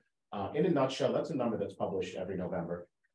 It really is any new developments, any new taxable properties within the district. It's part of my calculation for the tax levy. It did go up slightly from last year, as you see, 0.0021 versus 0.0014 between years. One of the other considerations with revenues, as was just stated, declining enrollment, because that does have a factor long-term in terms of state aid and what we receive based on our student enrollments. Maintaining reserves, we are very fortunate that we're in a fiscal position that we are in. We recently received a preliminary Moody's assessment. They changed their rating system, and we actually, for the first iteration of that, have the highest and most stable rating based on our environment in terms of where we live, and also the fiscal condition of the district. Maintaining fund balance levels, which allow us the borrowing rates that we have enjoyed over the last decade or so. The 2% property tax cap, which is a bit of an aberration. It's not exactly 2%. The law states it's 2% or the rate of inflation, whichever is less, and you plug that into an 8-step formula, which I will be going over at one of next month's board meetings. So it's not exactly 2%. It'll be a little higher, it'll be a little lower. If you recall, last year it was 1.72%. And finally, it's a recognition of taxpayer fatigue, which is this is a very difficult time. Economically speaking, it's probably the most stressing fiscal time in 14 or 15 years. And it's something that is, my office is cognizant of, and it's something that I do communicate with my colleagues and the board. Now, 2 weeks ago or so, out of like a peak in the night, the night shift rates were posted on their website right before the Thanksgiving break. It was a colleague of mine in another district that was perusing the site and was able to find it. And it is alarming for a few reasons. I would like to preface by saying that the rates indicated here are not a Sayville thing. It is a statewide program. So any municipality, whether you work for the state of New York, you work for the county of Suffolk, Nassau County, police department, a school district, etc. If you enroll in night shift, these rates are applicable. And to show the 5 categories and what the rate increase is starting January 1st of 2023, the individual rate is going up 12.45%. The family plan, which is by far the most popular in any municipality, is going up just under 15%. The Mediprime rate, which the definition is right there, it's an individual with Medicare, so they've retired and they have it as their primary insurance and night shift as their secondary insurance, is going up 21.44%. And these are costs that the districts do bear, or municipalities do bear, as part of the night shift agreements. Mediprime Family One, which is a family coverage plan with Medicare as primary insurance for one, but another may be on another insurance, is going up the highest at 22.7%. And finally, Mediprime Family 2, which is both that are on Medicare, it's going up just under 12%. Speaking with consultants and other colleagues, this is the highest increase in 5 decades. That's longer than I've been alive. Even during the fiscal crunch many years ago, rates like this were never seen. So one of the questions is, how did this happen? And simply put, during a webinar, Kim Dow, who works in my office, the benefits coordinator, was monitoring the chat, and it was actually a very interesting answer. There were no dividends from the state of New York that were applied towards the health insurance plan as they were over the last 9 years. The reason is they don't have any dividends to apply. Dividends are only applied if there are reserves, if there are funds available, similar to any stock plan that you would put towards something. So this something in this case is the health insurance plan. It doesn't exist. This is the definition of a state fiscal cliff with the health insurance plan. And unfortunately, many years ago, night shift was pointing out such warning signs that went, either on deaf ears, to be completely blunt, or ignored. And this is the situation that we're in now. For the 2022-23 school year, because night shift works on a calendar year basis. So for the following 6 months, beginning January 1st of 2023, we do anticipate a shortfall, or I should say an unanticipated expense, not a shortfall, of an additional $362,571.04 across our plans here in the district. Now, when we construct the budget, we obviously don't know what the forthcoming rates are going to be, so we have to make an accurate estimate or best estimate in order to do that. And when developing the budget, we felt 10% was a decent amount, because last year the increases were in and around 10%. So myself, others, we put that amount in for 23. However, it is a bit higher. Unfortunately, within the 23-24 budget frame, I don't think 10% will be a reasonable estimate, considering the silence that has been expressed as to how did this happen, why is this going on, and also what you see on the screen here.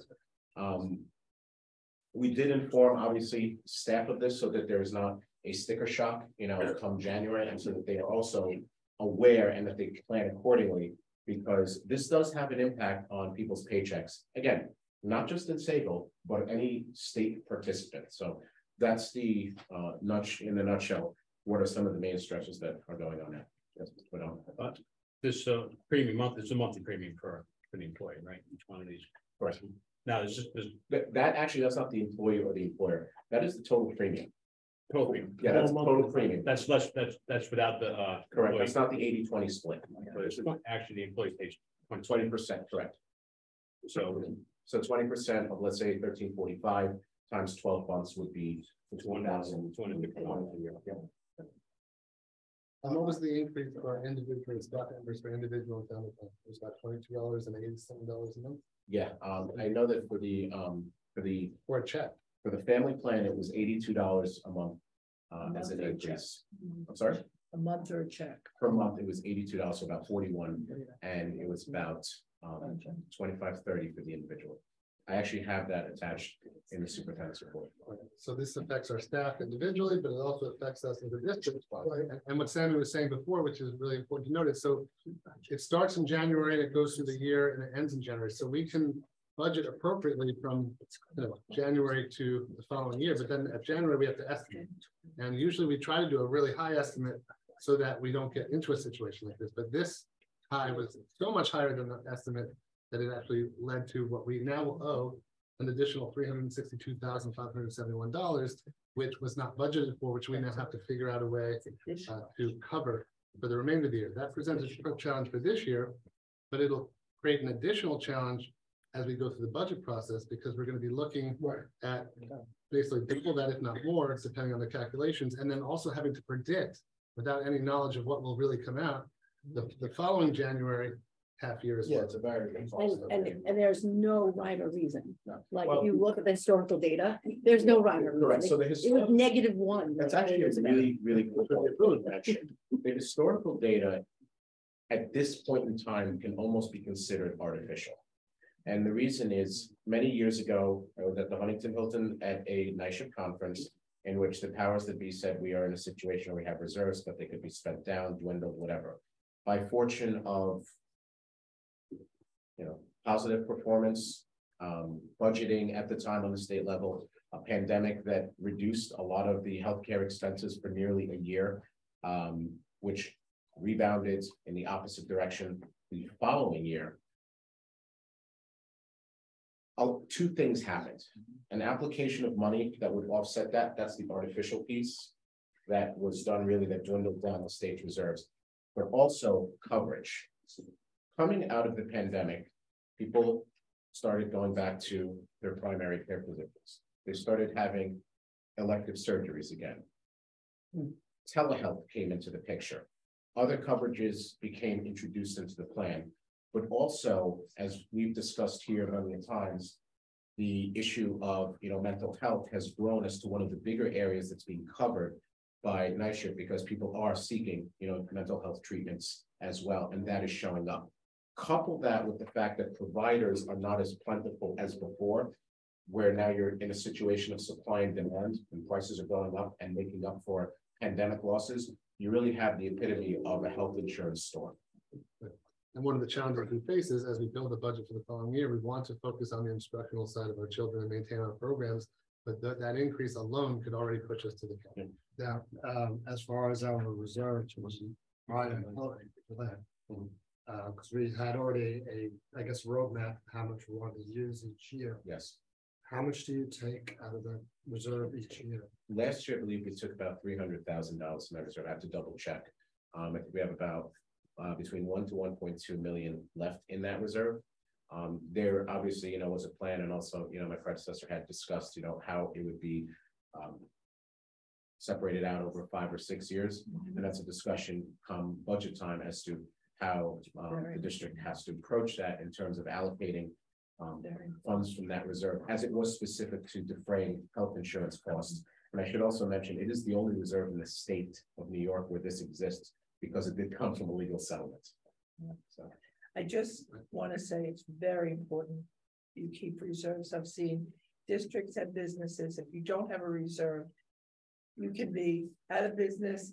The school district can be having 50 kids in class. Yeah, and I don't want to see that. And I think it's really important to note that the fact that we have healthy reserves and will continue to maintain them is very important in this process. Very, very important. Moody's latest rating, which they haven't finalized, say published their final, actually puts us in the best position again.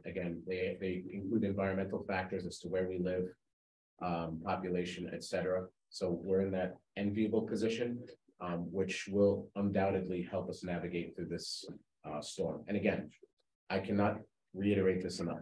This is not solely a Sayville problem. This is a municipal problem that unfortunately looks like it has been building for some time. I just want to say also, there was an article in the paper that one of the districts, and the district is eluding me, that they spent down their fund balance, and they have some very significant, they didn't use the word fund balance, but I know that they're having some significant interest. And they have structural issues where they're going up for a $90 million bond, or really basically maintenance of buildings. Which brings up the point I wanted to mention. On your first slide, Sammy, you mentioned, inflation, which obviously leads to increased interest rates, and that energy prices increased by 15%. We've had great success with our energy performance contracts. Yes. I was wondering if the business office and cabinet had explored maybe, beginning a new energy performance contract to kind of offset those, either the healthcare increase and or the increase in energy prices. Earlier this year, we did look into it.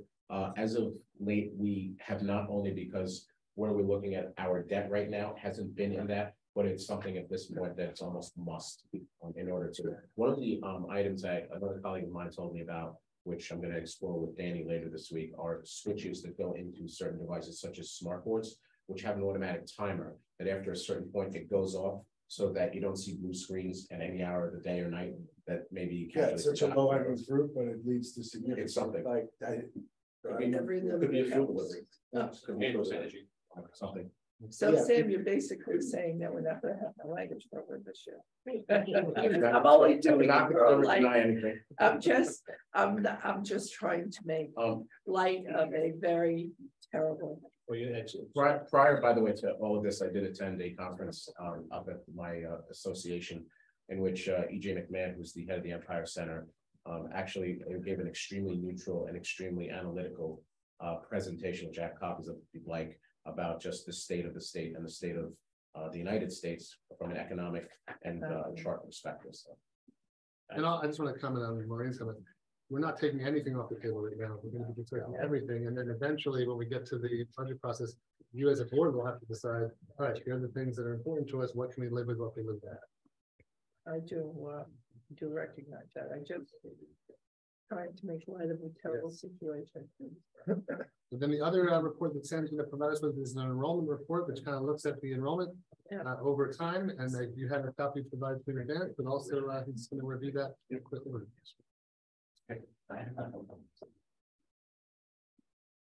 Who's going down?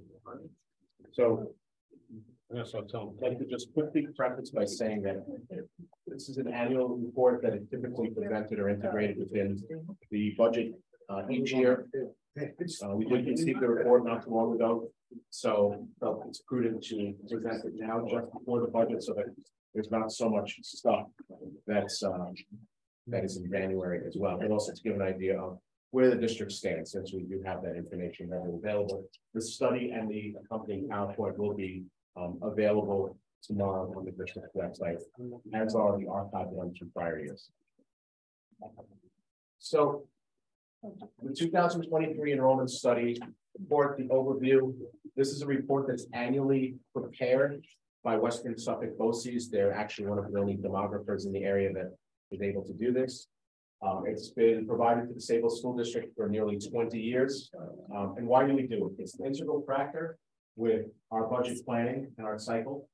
It gives us an indication of where our staffing levels are or should be, our class size and offerings, and also in planning our long-range goals and building utilization. What goes into the study? It is a pretty lengthy document. What are the factors? Number one, first and foremost, especially now, births on a local, regional, state, and national level. That analysis, those trend lines go into that report, and ultimately how it affects the district. Population trends overall, which have obviously been disturbed over the last couple of years. Real estate data, which has been very cyclical, especially in the last 3 years. Non-public school enrollment, which fortunately is very steady for Sayville schools. Accuracy of previous projections, current district enrollment, and also grade configurations, which we did have a change in that at the beginning of last year with the introduction of pre-kindergarten. The methodology, how is this done? So this is done by something called the cohort survival technique. And unless you're a professional demographer, you probably don't know what that means. because I don't. But that is a method that relies on observed data from the recent past in order to predict the near future. And it works well for stable populations, including communities that are either growing or declining at a steady rate. And if you remember last year's report, this was the similar methodology and the similar mindset by which this report is conducted and produced. So we look at the actual student enrollment from 2012 to 2022, a 10-year period. We look at the grade-to-grade retention ratio, which means how many people left or how many people came in, and projected kindergarten entering cohort based on live births, which is probably the most important factor when you're looking forward 10 years down the line. Normal processes that affect school enrollment: birth and fertility rates, in and out migration, non-public school transfers in and out, which again is a relatively low and steady number for Sayville, population variations, and also resident family characteristics. So it's a combination of not just numerical data, but also sociological data as well. Where are these data sources from? A variety of national to local sources. The Brookings Institute, the Center for Immigration Studies, the National Association of Realtors, the National Center for Ed Statistics. You see the list down the line, the Town of Islip Planning Department, which is key to this report, the Census Bureau, Department of Ed, and HUD. So what are our findings? So the conjectures: population will remain relatively stable due to limited new residential development within the Sayville Union Free School District. I know there was discussion last year about a development, but do remember that was in the Sayville zip code, but not within the Sayville borders. Turnover or sales transfers of approximately 150 to 175 homes annually is expected to continue similar to prior years. With the exception of the year 2025, and I'll show this in one of the upcoming charts, kindergarten cohorts, which is the important factor that I just mentioned, are expected to be at a lower level than those seen during the past 10 years. So you'll see a bit of a blip up and then the curve going downward. This is also analogous to continued decline in births. And I'd like to mention, again, not totally a Sayville phenomenon, contrary to some of the thought about a year ago based on the pandemic. And also non-public school enrollment is also expected to remain between 1% to 2% of district resident students, similar to prior years. So other variables and modifications: new level of housing activity or a change in the level of housing turnover is significantly higher than or lower than the prior 3 years. Expansion, consolidation, or closing of any new non-public or charter schools, which is not the case, but these are factors that are taken into how the study is designed. Sociological changes and changed values regarding family size and births, which is actually what I almost consider an X factor given the events of the last 3 years. Household characteristics that significantly differ from the past 3 to 5 years, including how many people are in a household and how old are they? Are there more, let's say kids, but more adults that are living with their parents? Are there more 20-somethings living with their parents rather than going off and buying a home? These are significant factors because that does ultimately affect school enrollment one way or another. And also a major local or national crisis resulting in a significant change to economic conditions that would affect employment, finance, and housing deviating from the previous 3 to 5 years. We can go in a lot of directions with this one. So the reliability. The most reliable projections are calculated for periods closest in time, i.e. the first 5 years. So you know how accurate it is based on how close your actual numbers were to the projected numbers for the first 5 years of the study. As you go further out, the margin of error can be a little bit larger, but that's because your accuracy is really consolidated within the first 5 years of this year. Western Suffolk BOCES projections are within 4% of a margin of error typically, but for us, our margin of error for 22-23 based on enrollment that we provided is actually 0.3%, so it is extremely accurate. District level projections are likely the most accurate. What we provide, the subsets are not as accurate as the aggregate because that can change based on different trends. Periodic updates to projections are recommended, which is what we do. Again, I said we have engaged in the study for nearly 20 years, and it is essential for district planning. So let's see what the data says. As you'll see here, K through 5 is in the purple. In the, I guess, cyan or blue is 6 to 8 middle school enrollment. 9 through 12 is in the purple. K through 12 enrollment as a whole is in the orange. So for grades for years 12 through 17, you'll see the trend in the first box. In the second box, you'll see the trend from 2017 to 2022. The current and future data are in the latter two boxes, and you'll see where the trend line goes. So over time, you see how many students we've lost in each block, in each 5-year block here.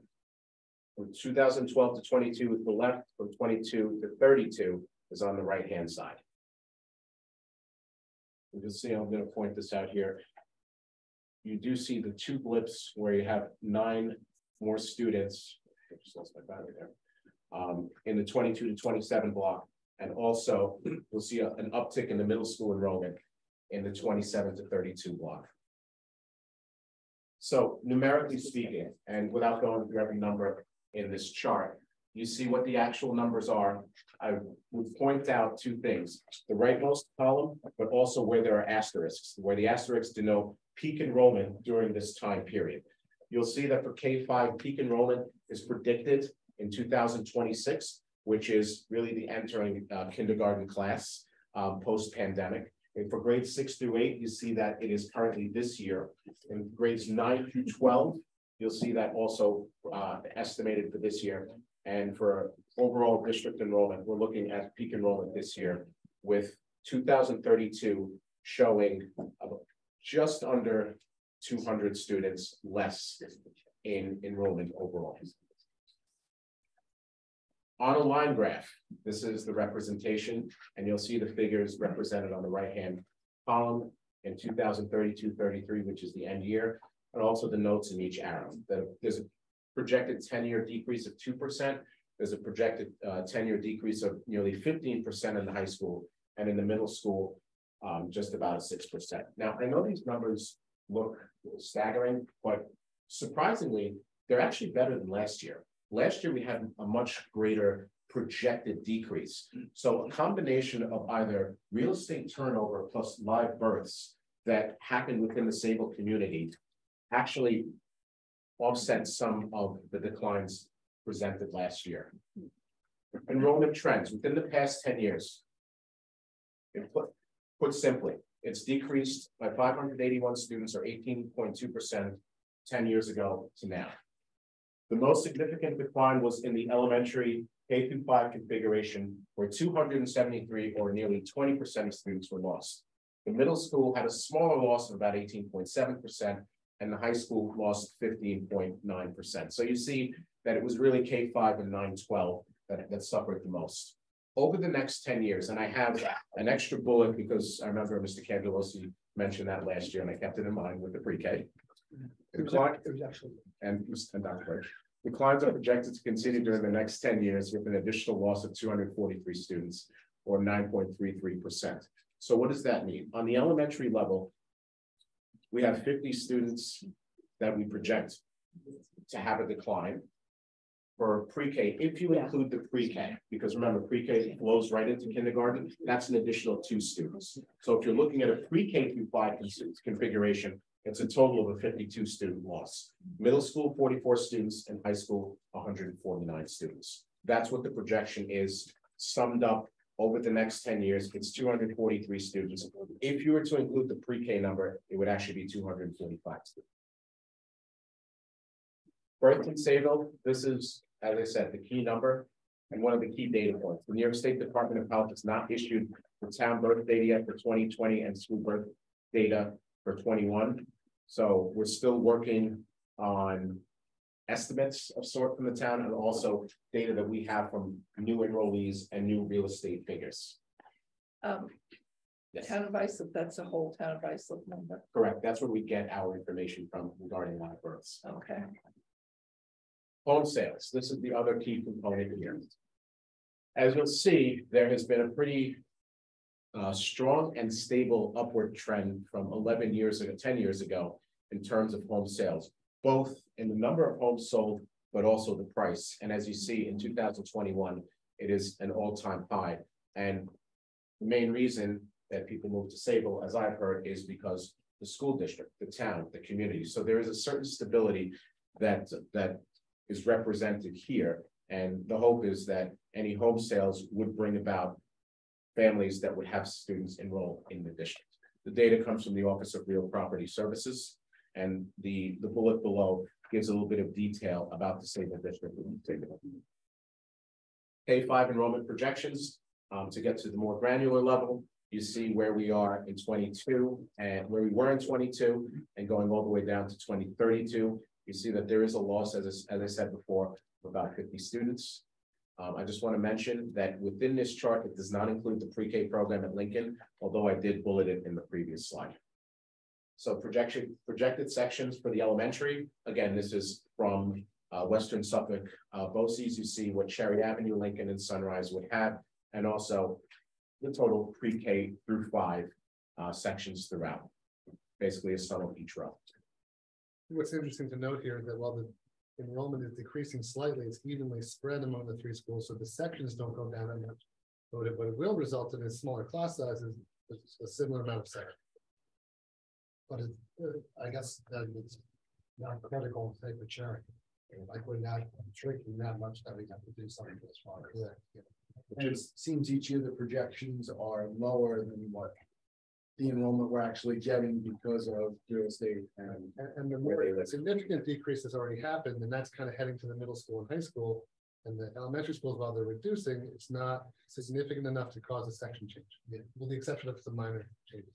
So I should also mention that this does include self-contained special ed section and the pre-K section, which I did mention before.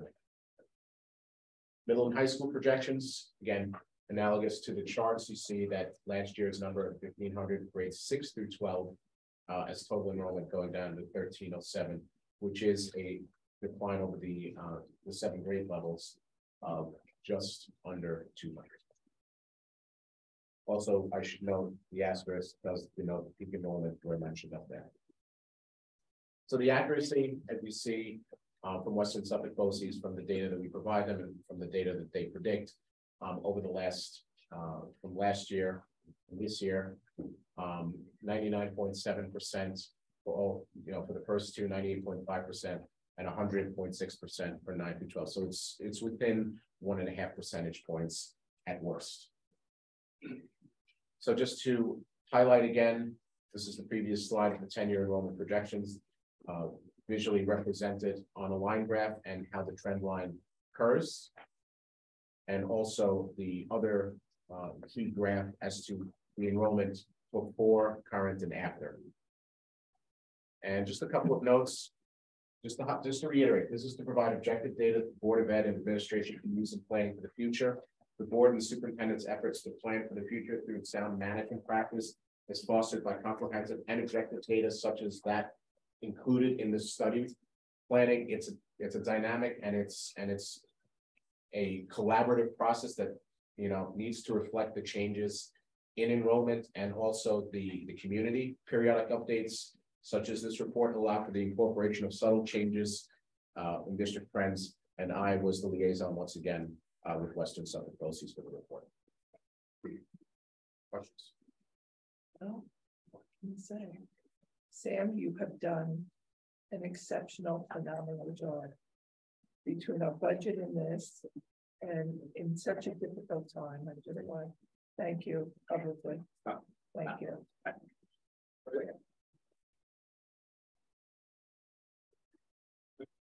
I'd be remiss not to mention this point again. When I did this study last year, this was the first time I put this type of PowerPoint on the screen. And when I looked at it, I said, wow, that's a 14% decline overall. And we can look at it, it's on the district side, it's on my page as well. The fact that it is at 9.33% shows that it's mitigated a bit over the last year.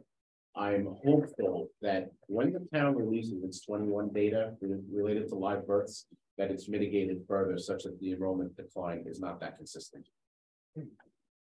Well, there was a COVID bump in births. That's one of the things we talked about. Yes and no. Yes and no. There was a COVID bump in births, but overall it was not the amount of births nationally that was expected.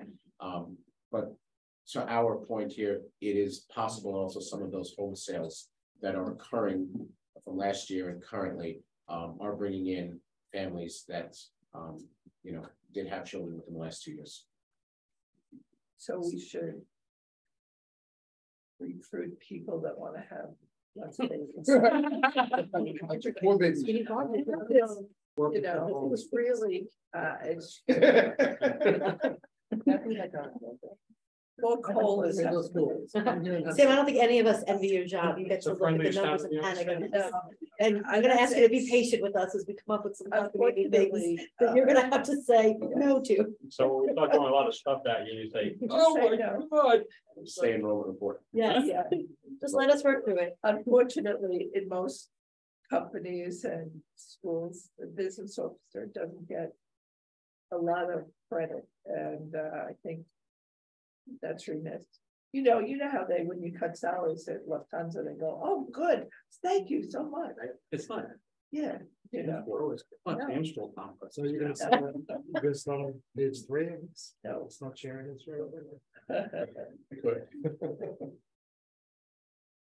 Great job, Sam. Thank you. Okay, thank you very much. Okay. So I just want to tell the audience, that was a very long report, but we only have one meeting this month, so we seem to have crammed it all in, but we thank you for your patience as we get through the agenda. Yeah. Stay tuned for the second half. Yeah. You know, you good? Okay, almost. Next item on our agenda is Board of Education discussion. There's 2 items on there. We'll go to the second one first.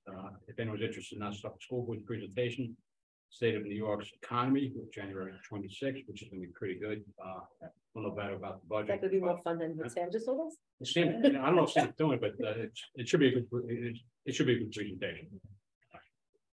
Number 1, TAM payment versus using reserves. I put that up there. I put it up there for a reason, but I had a conversation with a couple of other districts. I went to lunch with some colleagues. And I know we do TAM block. Some districts are actually using their reserves to pay the tax anticipation notes. And we're spending about $350,000 to borrow money that we have in reserves. Are we allowed to take from one column temporarily, put in column, and wait for the check to come from the county or the state, so we don't have to have that expense? Now it's right. What would we pay for the tax anticipation of this? Practically $300,000. Huh? 334. Is there any way we can use our own money? So this is a moving forward. We can't do it. It's a 2-pronged response. The short answer is technically no. The reason is under so reserve funds are governed under 2 sections of the law. 3651 of the New York State Education Law and General Municipal Law, Section 6. Section 6 has 26 sections. We have, I think, about 10 of them that apply to school districts.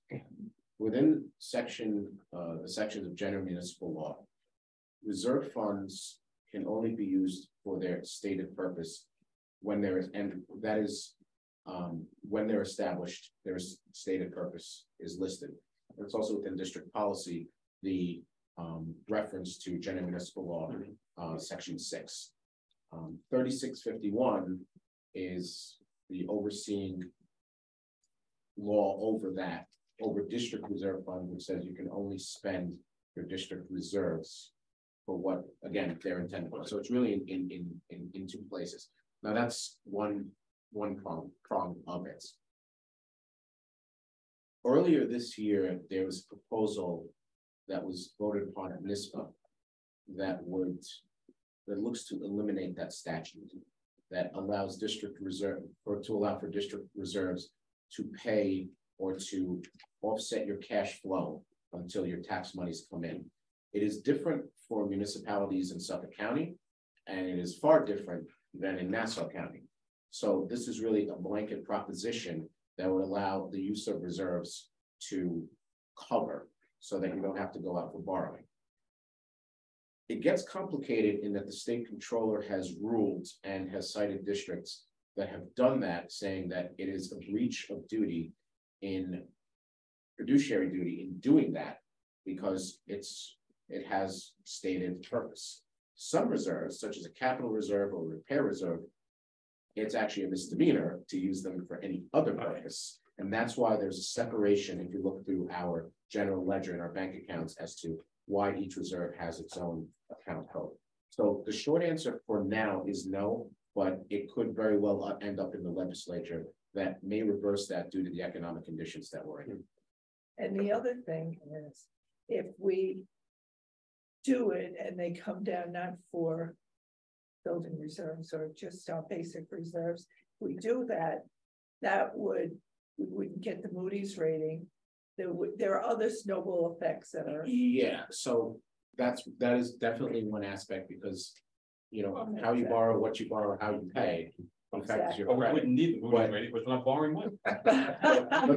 But you never know. But you know, again, on the operational side, when the district or municipality goes out for any sort of anticipation note, a tax anticipation note, a revenue anticipation note, a bond anticipation note, the other side are the companies like the Jeffries and the Roosevelt Cross and the JP Morgans that are bidding on those securities. They're bidding on behalf of investors. So for investors to not have that opportunity to buy those securities leads to a whole different conversation that is far in the annals of Albany. Yeah. Okay. Far from what, you know, yes, our investors are our taxpayers, so I think they take priority. And it's certainly, I think the law needs to be changed, especially with the money that, you know, we have. Definitely. Yeah. It was, if I believe it was also unanimously approved on every level. Yeah, it was. That this legislation be revised. Not that I want to say what districts did, but I know the districts that have done it, and they kind of seem to have survived the Napoli type. Just circling back to Nassau Suffolk School Board, you're involved with Nassau Suffolk Central. Okay. Now, is this packet, this is what the presentation is going to be at the Nassau Suffolk? No, that actually came from my state association, the Association of School Business Officials, which was presented last month. It was the title of the presentation was Economic Update of the State. I attended it. I actually asked for the presentation to email to me and wanted to have. No, I appreciate you sharing. I just looked at the Empire Center. Yeah, I that's why I prefaced by saying, when I saw the presenter, I wanted to see where this was going. I was actually very surprised that he kept his journalistic views and his approaches to the side and kept it to charts. Yeah, no, I think he was told that by the gotcha. No, I was just when you look at the think tank and who funds the think tank, it is an ultra right wing, anti. He's interesting. Yeah, no, I was just. But I wanted to that if you look at some of the charts and their sources, they are nonpartisan and they're really meant to show like what the forecast is based on, you know, the current CPI and everything else. No, that is definitely some good information. He's definitely trying to tell a very scary story. Well, I certainly think we could apply some pressure, see if we can change that legislation. That's right, you know, even let the state loan us the money, but the state has billions in reserves, for a few million to borrow, which would be nice. About 350,000. Just ask the Koch brothers. Just pay. But I'm not. Ballpark. All right. Just I have nothing else. Oh, I did have something. Wait, just have the state pay for some of the things they require and don't pay for. Yes, I have a big problem with that. That's like saying, Sam, come over to my house. You have to pay my house. I'm not paying it though. You ever see how we pay stuff? Yeah, that's true. I'm not good. I have one more thing. I don't know if I spoke about it at the last meeting, but I had the chance to go see Frozen at the middle school. Everyone get to see it?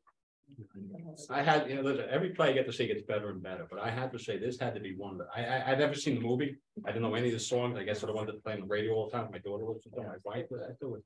But what a fantastic play. And I gotta tell you, my favorite character was that the moose. The moose. I called him a deer the other night.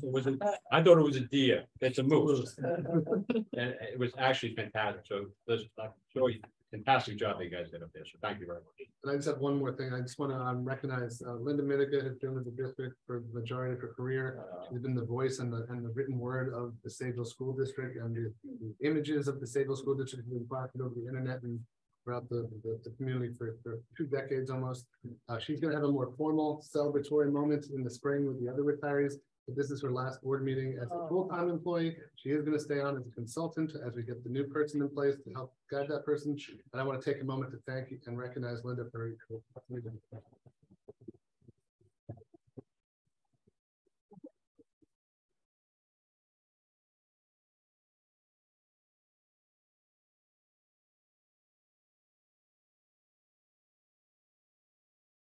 We're gonna miss you.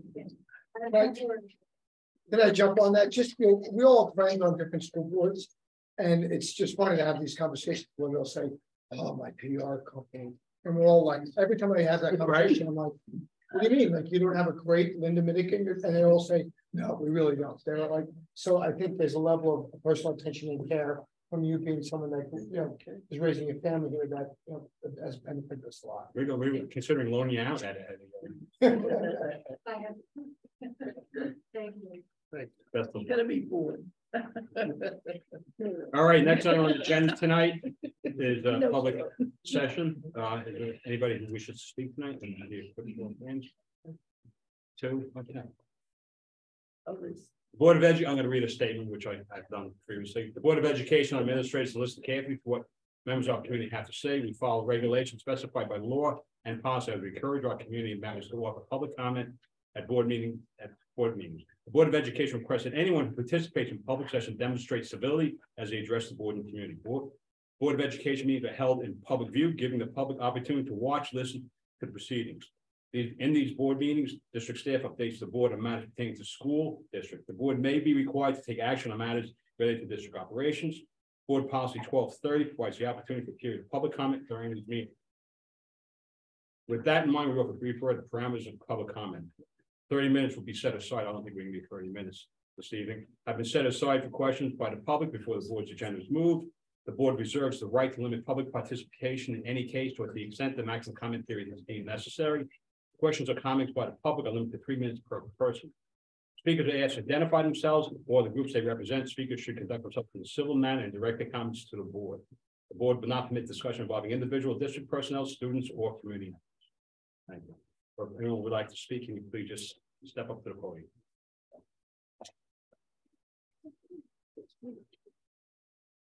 All right, Desmond Megna. I'm going to talk every month, because when I ran for the board, that was a big sticking point with some people that, I didn't attend enough board meetings. So I want it on record that I'm here. I want to ease my mind. Just so you know, I never come in with any preconceived thoughts. I always just sit there and listen to what you guys present and speak on that. Number one, I do think we could use a bigger venue. We were packed out. There was so many people that were stuck out there. Maybe when it's just one, maybe we could move to either the library or the school district library. But that's something small. I did want to speak on I don't know if it's technically a CTE program that the young lady spoke about when I came in, but that was something that when I was running, I had brought up. The CTE programs in this day and age, I think, are huge. And I think that a lot of kids could utilize them, because in this day and age, you have so many different opportunities, and we're learning that college isn't for everybody, and the price of college is so outrageous nowadays that kids are looking for different avenues. So you could have an automotive technology program, you can have home design and carpentry, you could have hospitality services, medical assisting, car care, things like that. And all those things can lead to different internships, which then in turn can lead to different, avenues. I just spoke to somebody today whose son, I won't say her name, but her son was a phenomenal athlete. He was a great kid. He was a great student. And I ran into her at NIS. She's a teacher at my son's school. And I asked her how her son was doing, if he was going to school, and she said no. And it kind of struck me. And, she said that he was kind of lost and he wasn't sure what he wanted to do. And the prices were, he wasn't crazy about going somewhere and spending $60,000 if he wasn't positive with what he wanted to do. Maybe he was interested in being an electrician. Maybe he was interested in HVAC or something similar to that. And if we up these CTE course offerings, I just spoke to her for 30 seconds. She was all into it. She was all about it. She seems pretty passionate about wanting to get other students involved. So I think I think that would be a nice logical next step, looking down the road. Next thing, that parent survey was awesome. I took it, you're 100% correct when you say the emails got you, because it got me. I think it was the second or third email, but you're 100% correct, it does get it. The most important thing about that is going to be the student input, because the parent input is very subjective, because the questions do not ask if you feel your kids are being supported. It asks if your kids are being supported. How would you know unless you asked your kids? And how do you know then if your kid, of course, mama being supported, or of course dad, yeah, my teachers really, they care about things. So when you compare those two surveys, that's going to be very telling. That's going to be getting those data. But I thought all the questions were very well thought out, and I thought it touched on everything. With the standards. I'm going to ask you to finish up, please. Okay, I'm going as quick as I can. With the standards that it was Christine, right, presented, awesome presentation, by the way. The one thing that I would like to hope that we do is teach the students not the standards. Okay, that's one thing. Standards can be very objective and subjective and touching, and teach the standards without becoming standardized. It is a big thing. Quickly, Sam is the man. This district is so lucky. This district is so lucky to have him. Just about we're talking about demographics and everything. The one thing I did want to say is, and we've had this conversation here before, is I think the district and we should do everything we can to support small businesses in town, because that will increase the tax revenue that we get, which will hopefully then decrease the tax burden on the taxpayers. And then that's it. I just wanted to say one thing about the unfunded mandates. It's not like you asking Sam to paint the house. It's like me telling you that Sam has to paint your house and making you pay Sam. To make it work. That's right. Thank you very much. So, I appreciate everything. You don't want to pay me. You ever hear Picasso? Thank you. Hello, Shanola Ludwig. I'll be honest, you guys talked about a lot tonight, so I might jump around a little bit. One thing was the intramurals. That's coming up in the focus groups a lot. That's coming up in the surveys. You can't have 12 teams all playing competitively, but you can. Ms. Ludwig, could you get? Sorry, I think it's wonderful that he brought it up. You can't expect to have 12 teams playing and challenging other districts, but you can have intramurals. You can have a limited intramural, and middle school is a great chance for the kids to try everything, to try all the sports, to see what they like, to see what they might be good at. You have that kid that might stink in a tryout, but he's your diamond in the rough, and you'll find it in your intramural. So I just want to say thank you for that. A quick question on Dr. Krishoni's presentation. First of all, I'll be honest, that certainly feels like you're totally prepping us for something that we're not going to like. But you stated very clearly that parents cannot opt their children out of curriculum. 100% agree. Obviously, we know that. However, I'm assuming that they can opt out of certain instruction that is involved in the curriculum, correct? I'm going to ask that you ask all your questions first. Yeah. I'm just throwing that out there. I'm going to read an email that I sent to Dr. Ferris and the board. It's short. But before I do that, I wanted to thank Dr. Ferris and Mrs. Sack for always getting back to me. I don't email all the time, but when I do, I usually find it something important or informative or something. The two of you are always the ones to get back. So I appreciate that. Not only did you get back, but you get back quickly. And whether you really watch the videos I send or not, you say you will. So I appreciate it. I didn't like the first joke. So my email had said that as we get closer to January and the reopening of the New York's legislative sessions in Albany, parents are becoming more and more concerned that the newly elected governor is going to mandate the COVID vaccine as a condition for children to attend public schools. Since the science does not support the shot for children, and there is concern that parents will disenroll their children in droves to homeschool them, leaving itself to budget issues. School districts have begun to send letters to Governor Hochul requesting that she not make the shot mandatory. The parents that are representing Sayville would like to see a letter sent from our school district, Board of Ed, and hopefully our teachers union together to the governor with the same intent. And we're hoping this letter doesn't take more than 6 weeks, like the one that we asked for last year. So I had incorporated into that email and attached a Sachem letter and an Elwood letter. And we would very much like to see Sayville participate in providing a letter of the same kind. Okay. I'm just going to respond to each of the people who asked questions. Is anyone else? Sorry. I just have to say one thing. Okay, I just want to say, as far as getting back to you, I'm very sorry. My house is in a dome. No, my house is in a dome, and I usually do it week by week instead of daily. So I apologize. There are more people who want to speak, right? That's Yeah, okay. please. I actually don't have any, I just have, somebody messaged me that's kind of zoomed in, if I could take a minute before my time to ask that question. We can go with someone else, I did. Right. You- Can you hear me? Are you ready? Oh, I'm sorry. Are you ready? So they're zoomed in or whatever, they were watching the meeting. They'd Right. like to open up the Zoom so they can do questions through Zoom. Just on what you just asked, like just on discussion agenda material. Not a public session like this, but they can submit a question and then you guys answer it if it's related to your presentation. They also asked what percentage, because they work in the district, their insurance also went up, the health insurance, do disabled teachers, pay 20 to 25%. I took a picture actually, so can you tell me so I can let them know? 20%. We'll let you go through all your Okay, questions. so that's it. I don't have any other questions, but I do have a statement.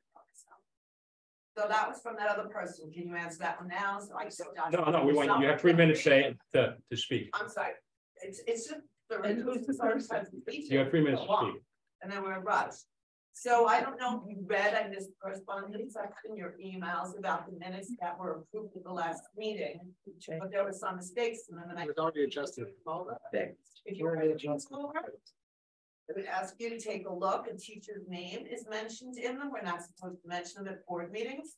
But a teacher's name, 2 teachers were mentioned at that board meeting on November 30th. Look over the video. One in a positive light and one in a negative light. Both of their names were mentioned. But on the positive light, teacher made it into the meeting minutes, which is not right. So if you're gonna do the meeting minutes and mention the names that were mentioned here, they both should go in, or none should go in. But there was positive and negative comment mentioned here and names at that November 3rd meeting. So please correct that also. Okay, it's on the video, however you do it, whatever. I'm sorry, I feel like I have to babysit these people. I'm doing it for years. So I just want to make this clear, and I would like to submit these to the board, and I would love them attached to the record as a board member's behavior. A board member, I want to be clear from the last one because everybody seems to mix it up. A board member created a Facebook post and used the district's property. They promoted a district program and they used the district logo. I took a picture of everything and printed it all out, every single picture that was in that post. This is acting in the capacity as a board member. He had a fiery fist image within the district pictures in the post. Even though I first brought the attention of the post to you in 2021, it took that post to gain more attention because the fist was put on top of the logo. For the member to actually remove that fist from the posting following the November 3rd meeting, a year and a half later. Why did it take the board so long to pay attention to a member misusing his office and district property? And why was this behavior not condemned publicly by our school board so it does not continue? You don't have to answer me, I'm not looking for one, that's a statement from me. I'm going to ask you. Please I'm going to ask take you to finish these up, as record of meeting and behavior. It is the post and the images. And I'd like to know one last question. When will the Board of Ed make public the fact that they were petitioned and that the reason why the 3rd candidate had to step down was because the New York State Education Commissioner could have removed 3 board members for not following the law? So when will that become public? Again, so that everybody knows. I'm going to ask that you finish. I want to try to give you equal time as everybody else. Clear. I'm going to ask, excuse me. That we could have lost 3 I'm board gonna members ask- not following the law. You know, I like to have control over what happens at this board. That's We set procedures and protocols about times, and I've been fair to everybody, and I want to be just as fair to you. So I think I have been. So can we answer some of those questions? Anybody else would like to speak? Yeah, you can put that on record, that's not why. Again, That's why you said that things are not wrong, and that's why. We have another community member. Thank you. For all that. So I'm concerned with this possibility of I hear masking again. I hear remote learning is a possibility. I hear the mandates for COVID shot might be coming. And in light of last year, where we were never presented any options, it was just like, oh, it's a mandate, they have to mask. A mandate's not a law. So I'm very concerned about this upcoming possibility of any of it. I don't want my children to be harmed. There's so many studies at this point that it's harmful to mask, to do remote learning. The COVID shots are very risky. You can even just watch DeSantis's press conference, and he spelled it out. So it's not a secret anymore. This is harming people. This is harming children, adults. It's off the chart. Why they haven't pulled this is beyond me. This new bivalent booster was tested on 8 mice. So that's one thing. The other thing is you're not doing surveys for the middle school, right? We are going to be doing surveys for the middle school. We're starting with the high school. Okay. And we're going to be moving to the middle school, but we're letting our committee of parents and staff they're working the middle school survey a little differently. Okay. It's appropriate for the age level. And then it'll be coming out shortly. I'm gonna ask you, like I've asked the other speakers, can you please ask all your questions and we'll try to get them back. Oh, sure. I don't want to bring you time. So it was just because the only he was a middle schooler and he was saying that, no offense, but he's not really enjoying the Strides program, and he feels like that money could be better spent on food. The burger is great, and he wants to know if you're all eating it. Cheers. Thanks a lot. Okay, thank you. Anyone else? Anyone else, please? I'll just go back to the beginning. The question about the instruction, in terms of can you opt out of instruction? Because the instruction is aligned with the curriculum, the answer is probably no. Now, so instruction is the way that the teacher decides to teach. So if the teacher says, today I'm going to do a do now and design it this way, the kid can't opt out of doing the do now because that's the way the teacher designed it.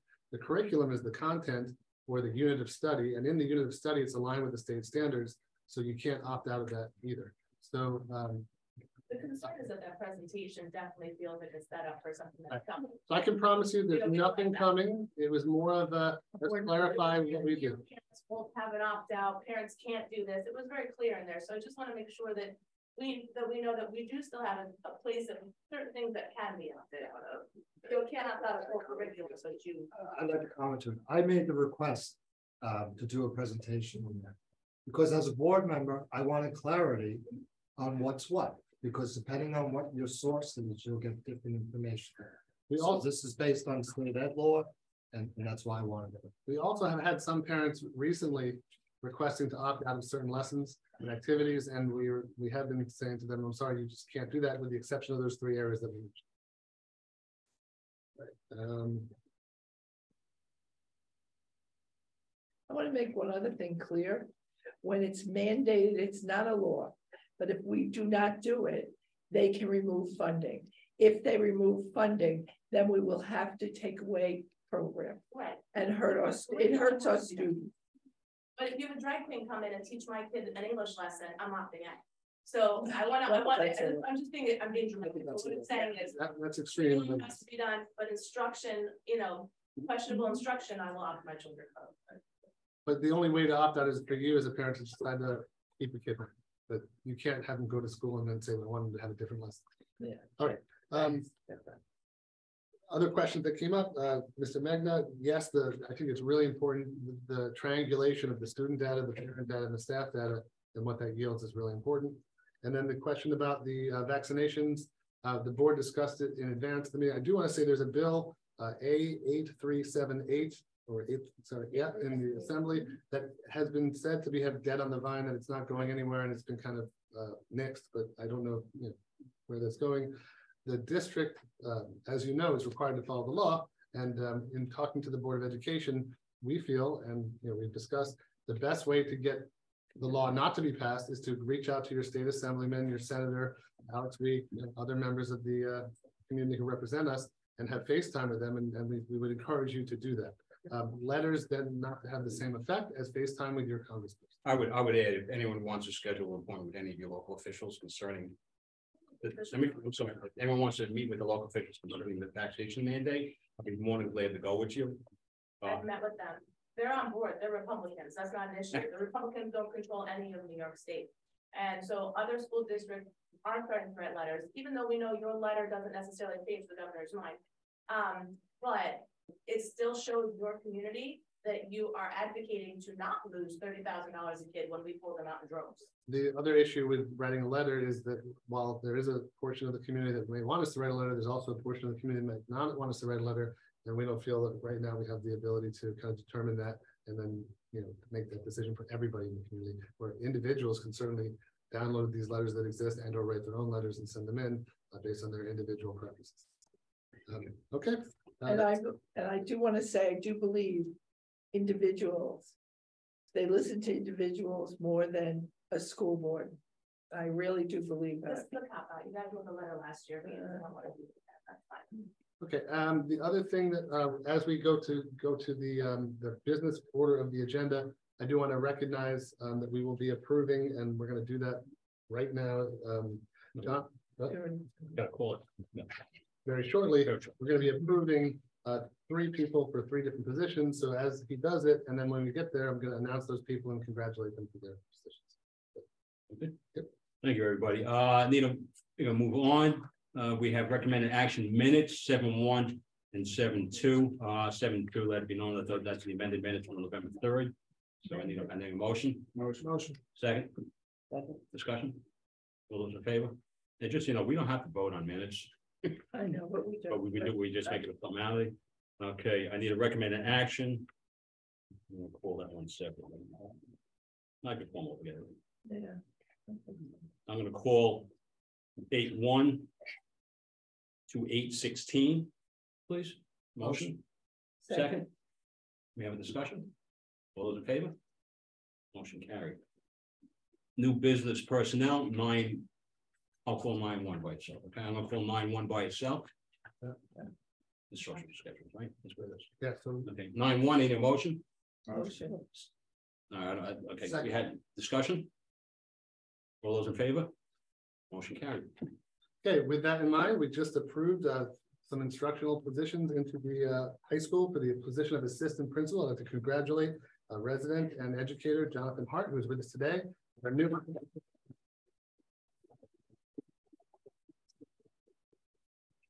I'd like to congratulate Stacy Giganti, who's been with us as our facilitator of special education. We're resigning the title. She's now the director of special education.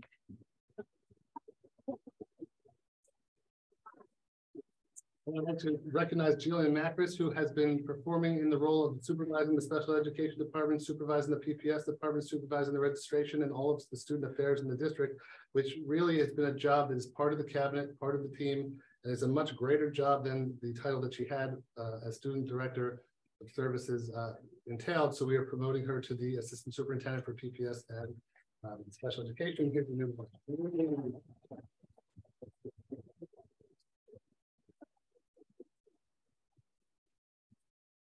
Congratulations and welcome.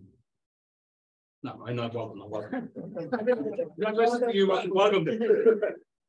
All right. Next item is 9. Without objection, can I call 9-2 through 10-2, please? Motion. Second. Discussion. All those in favor? Motion carried. Next motion is dates to remember. Hold on 1 second. December 13th, middle school concert, December 20th, high school concert, December 22nd, high school winter concert, December 26th to January 2nd, winter recess, and January 5th, Board of Education meeting right back here. And that's it. And I need a motion to go to executive session to continue our previous. After we'll break. Yeah. After 5-minute break. Let's try to get back to you by 10 after, 5 after, sorry. Yeah. The motion.